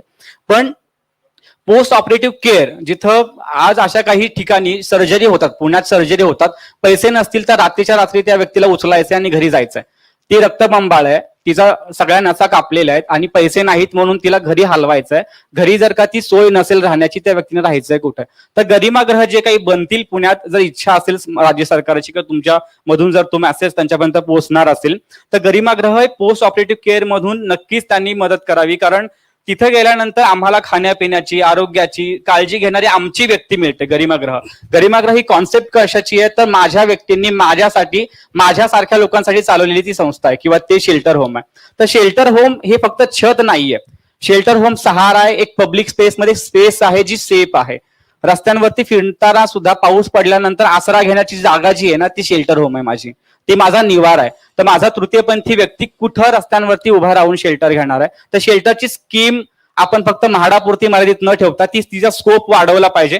वेळ दिलीने त्याच्याबद्दल मला सॉरी, तुम्ही जास्त वेळ दिली त्याच्याबद्दल तुमचे आभार. नाही नाही धन्यवाद. खरं तर मी बोलली की आरोग्य आणि निवारा हा प्रश्न असा आहे ज्याच्यावरती खूप असंख्य प्रश्न आहेत आणि असंख्य दुविधा देखील लोकांच्या मनामध्ये आहेत. पण आपल्याकडे वेळेच्या अभावामुळे आपण इथेच हे करत आहोत. आणि गरिमागृहाचा जो प्रश्न आहे तो NISD चा प्रश्न असल्यामुळे आपल्याला पुढच्या काळामध्ये केंद्र शासनाकडे त्या विषयीची विचारणा करावी लागेल. तर परत एकदा मी मुख्य निवडणूक अधिकारी आणि पुणे विद्यापीठाचे आभार मानते की त्यांनी मला हा मंच दिला विचार मांडण्यासाठी किंवा लोकांना प्रश्न विचारण्यासाठी. कारण मी एक राजकीय व्यक्ती आहे त्यामुळे मला बोलण्याची सवय आहे, मला प्रश्न विचारण्याची जास्त सवय नाहीये. पण तरीही आज या भूमिकेत बसून मला असं वाटलं कुठेतरी की चला मी त्या भूमिकेला सार्थक करण्याचा प्रयत्न करते आणि एक काहीतरी नवीन शिकण्याचा प्रयत्न करते. त्यामुळे श्रीकांत सर खरंच आपले खूप खूप आभार. आणि येणाऱ्या काळात आपण सगळेच म्हणजे आज या 2 दिवसीय परिषदेमध्ये जेवढेही वक्ते किंवा जेवढेही लोक मार्गदर्शक आपल्याला लाभले त्यांच्याकडून मिळून मिसळून आपण कशा प्रकारे एक इन्क्लुझिव्ह पॉलिसी महाराष्ट्रामध्ये ट्रान्सजेंडरसाठी आणि LGBTQI साठी उभी करू शकतो. तर परत एकदा मी या मंचावर उपस्थित सगळ्यांचे मनपूर्वक आभार व्यक्त करते आणि इथेच थांबते. धन्यवाद. धन्यवाद मॅडम. अतिशय उत्कृष्ट चर्चा आजचे संवादक प्रिया पाटील मॅडम यांनी घडवून आणली. कालपर्यंत आपण चर्चा संकल्पना ह्या आधीच्या सत्रांमध्ये ऐकल्या, परंतु आजच्या सत्रात मान्यवरांनी शासनाच्या माध्यमातून ह्या सगळ्या संकल्पना कृतीत कशा उतरवल्या जातील असं नमूद करून मी पहिलाच प्रश्न आपल्या सामाजिक कार्यकर्त्या सोनाली दळवी यांनी उपस्थित केला की आमच्या टॉयलेटचं काय, आमच्या सुविधांचं काय, असा मान्यवरांना प्रश्न आणि समाजाला प्रश्न विचारला. परंतु त्यांनी हेही मान्य केलं की 2019 नंतरच्या कायद्यानंतर आल्यानंतर सामाजिक भेदभाव खूप कमी झाला, त्याचं प्रमाण कमी झालं. आणि यावरच त्यांनी आमच्या आयडेंटिटीचं काय, या आयडेंटिटीवरती म्हणजेच आधार कार्डवरती त्यांनी आपल्याला अक्षय यादव सरांनी सविस्तर माहिती दिली. त्याच्यातले जे काही गॅप्स आहेत ते गॅप भरून काढण्यासाठी शासन सदैव प्रयत्नशील राहील अशी ही ग्वाही त्यांनी दिली. परंतु अन्न हा म्हणजेच ऊर्जा, आणि ह्या ऊर्जा मिळाली नाही तर आपलं आरोग्य चांगलं राहणार नाही. आणि म्हणून अन्न आणि प्रशासन विभाग, अन्न पुरवठा विभाग याचे उपायुक्त त्रिगुण कुलकर्णी सरांनी दुकानात केलेले बदल मान्य केले, परंतु त्याबरोबर दुकानात आम्ही वेगळे बदल केले, त्याबरोबर समाजातल्या सर्व घटकांसाठीही बदल करण्यात येईल. आणि पिवळ्या कार्डचा इश्यू, पिवळ्या कार्डचा जो प्रश्न उकरंडे सरांनी मांडला, त्यावर गिव्हटची संकल्पना देऊन किंवा राबवून आपण तो जो श्रीमंतांना जाणारा फायदा होता, अन्न पुरवठा फायदा होता, ते धान्य आपण गरिबांना वाटप करण्यासाठी वापरण्यात येऊ. त्यामुळे गरीब कुटुंबाला त्याचा फायदा होईल. आणि ही खूप चांगली संकल्पना त्यांनी मांडली. मी सुद्धा ही पेपरमध्ये बातमी वाचली होती सर, आणि त्यामुळे सगळ्यांनी त्याचं स्वागत केलं की मी स्वतःहून माझा जो फायदा आहे, मी सफिशियंट आहे, तर तो इतरांना दिला पाहिजे शासनाच्या मार्फत. तर त्यासाठी अन्न आणि पुरवठा विभागाचंही आपण कौतुक करू. स्त्री पुरुष किंवा तृतीयपंथी यापेक्षा प्रत्येकाला पोट आहे, ही महत्वाची भूमिका त्यांनी मांडली. म्हणजे आपण जे म्हणतो की स्त्री पुरुष याच्या आणि तृतीयपंथी याच्या पलीकडे आणखी काय, तर त्याच्या पलीकडे प्रत्येकाला पोट आहे, आणि ते पोट भरण्याची इच्छा किंवा पोट भरण्याची समस्या ही प्रत्येकाला आहे, आणि ती पूर्ण झाली पाहिजे. आणि म्हणून आपला महाराष्ट्र शासनाचा अन्न पुरवठा विभाग हा सातत्याने प्रयत्नशील आहे. प्रकल्प संचालक एड्स संस्था मुंबई महाराष्ट्र राज्य रमाकांत बिरादार सरांनी ह्या एड्स वरती सफिशियंट आणि समर्पक अशी उत्तरं दिली. त्याचबरोबर करंजकर सरांनी त्याच्यातल्या टेक्निकल ग्लिचेस किंवा टेक्निकल बाबी ह्या प्रत्यक्ष सगळ्यांना नमूद करून त्याची सविस्तर माहिती दिली. काही हेल्पलाईन आपण सुरू केलेल्या आहेत त्या शासनामार्फत, त्याचीही पूर्णतः माहिती रमाकांत बिरादर सर आणि करंजकर सरांनी दिली. अनिल उकरंडे सरांनी सॉफ्ट स्किलची संकल्पना मांडली, आणि ती आपण सर्वांनी मान्य केली की सॉफ्ट स्किल आपण सर्वांनी एकमेकासोबत माणसासारखं माणसाप्रमाणे वागलं पाहिजे, त्याला वागणूक दिली पाहिजे. हे आपल्या शासनाने इथे नमूद केलं, शासनाच्या अधिकाऱ्यांनी इथे नमूद केलं, आणि तसं आपण प्रत्येकाला सॉफ्ट स्किलचं ट्रेनिंगही देऊ, यावरही शिक्कामोर्तब झालं. औषधांचा तुटवडा असेल किंवा सेंट्रलाइज औषधांचा तुटवडा, यावरही आपल्या अधिकाऱ्यांनी समर्पक उत्तरं देऊन त्याच्यावर सेंट्रलाइज प्रोसेस करण्याची सूचनाही मान्य केली. प्रेप आणि पेप बद्दल अवेअरनेस करण्याची गरज आहे, यावर प्रेप आणि पेप बद्दल अवेअरनेस करण्याची करंजकर सरांनी अतिशय छान माहिती देऊन सर्वांचं समाधानकारक उत्तरं दिली. विजय कुंदेवाड सर सहसंचालक रुग्णालय आणि आरोग्य विभाग, हेल्थ अँड वेलनेस सेंटर असं नाव बदलून आपल्याला चालणार नाही, तर समाजाचं आमूलाग्र बदल घडवावा लागेल. अशी समाजाची भूमिका तुम्ही घेतली, आणि हार्मोनल थेरपीसाठी किंवा इतर थेरपीसाठी महाराष्ट्र शासनाचे आरोग्य विभागाची भूमिका आहे स्पष्ट केली. तसेच TG साठी स्वतंत्र कक्ष शौचालय हे प्रत्येक विभागात 200 पेक्षा जास्त बेड असलेल्या विभागात त्यांनी ऑलरेडी सुरू केली, आणि हे शासनामार्फत महत्त्वाचे पाऊल आहे. आयुष्यमान भारत ही योजना ट्रान्सजेंडरसाठी लागू करावी. ई संजीवनी OPD ही 21व्या शतकातली आपण प्रगती करण्याची एक भूमिका आहे, आणि ई संजीवनीचा लाभ हा सर्वांनाच होईल. त्यामध्ये मेल फिमेल ट्रान्सजेंडर असा कुठलाही भेदभाव असणार नाही. सर्वांसाठी ही ई संजीवनी आणि ई मानस प्लॅटफॉर्म हा मेंटल हेल्थसाठी खूप महत्त्वाचा आहे, खूप फायद्याचा ठरेल, यात शंका नाही. या सगळ्या आरोग्याबरोबर आपल्याला राहण्यासाठी घर पाहिजे. आदिमानवापासून आपण गुहेपासून तर आता उंच उंच बिल्डिंगमध्ये आलो, परंतु आजही या ट्रान्सजेंडर कम्युनिटीसाठी घरांची उपलब्धता नाही, निवाराची सोय नाही, आणि म्हणून शासनाने त्यासाठी मुख्य पाऊल उचललेलं आहे, असं नितीन माने सर निवारा मुख्य अधिकारी पुणे गृहनिर्माण मंडळ यांनी दिली.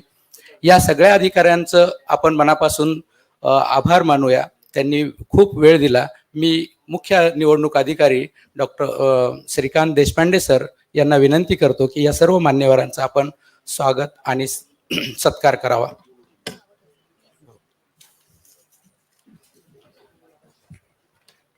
मी देशपांडे सरांना विनंती करतो की त्यांनी अक्षय यादव सरांचा सत्कार करावा. अक्षय यादव सर महासंचालक UID मुंबई. आपण सगळ्यांनी टाळ्यांच्या गजरात त्यांचा स्वागत करावं.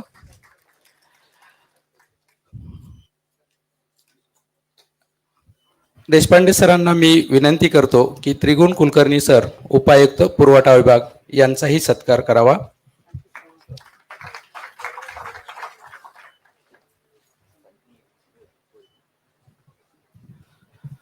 मी नितीन माने सरांना विनंती करतो की देशपांडे सरांच्या हस्ते आपण सत्कार स्वीकार करावा. मुंबई एड्स कंट्रोल सोसायटीचे प्रकल्प संचालक रमाकांत बिरादर यांचा सत्कार देशपांडे सर सन्मान चिन्ह देऊन करतील. आपण सगळ्यांनी टाळ्याच्या गजरात त्यांचं स्वागत करावं. डॉक्टर विजय कंदेवाड, सहसंचालक रुग्णालय आणि प्राथमिक आरोग्य केंद्र, आरोग्य भवन, महाराष्ट्र शासन यांचाही सत्कार देशपांडे सरांच्या हस्ते होत आहे. आपण त्यांचा स्वीकार करावा. अनिल उकरंडे, संस्थापक युतक यांचाही सत्कार देशपांडे सर करतील. आपण सगळ्यांनी त्यांचं स्वागत करावं. आणि आजच्या 17व्या तृतीयपंथीयांचा आरोग्य निवाऱ्यांचा प्रश्न यावर ज्यांनी संवाद घडवून आणला, मान्यवरांना बोलतं केलं, अशा प्रिया पाटील मॅडमचं, सोनाली दळवी मॅडम, आपलाही सत्कार देशपांडे सरांच्या हस्ते स्वीकारावा अशी मी तुम्हाला विनंती करतो. यानंतर प्रिया पाटील मॅडमचा सत्कार करतील देशपांडे सर, त्यांनी त्याचा स्वीकार करावा.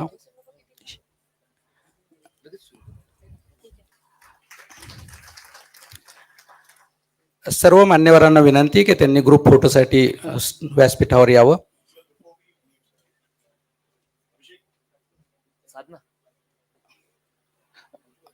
कॅमेरामन ग्रुप फोटोसाठी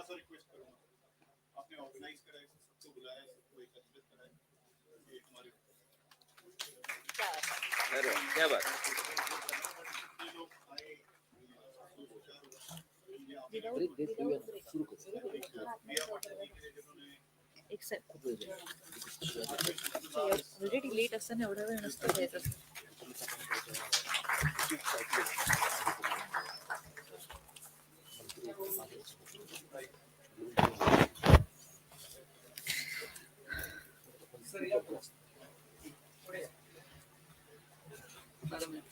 ठीक.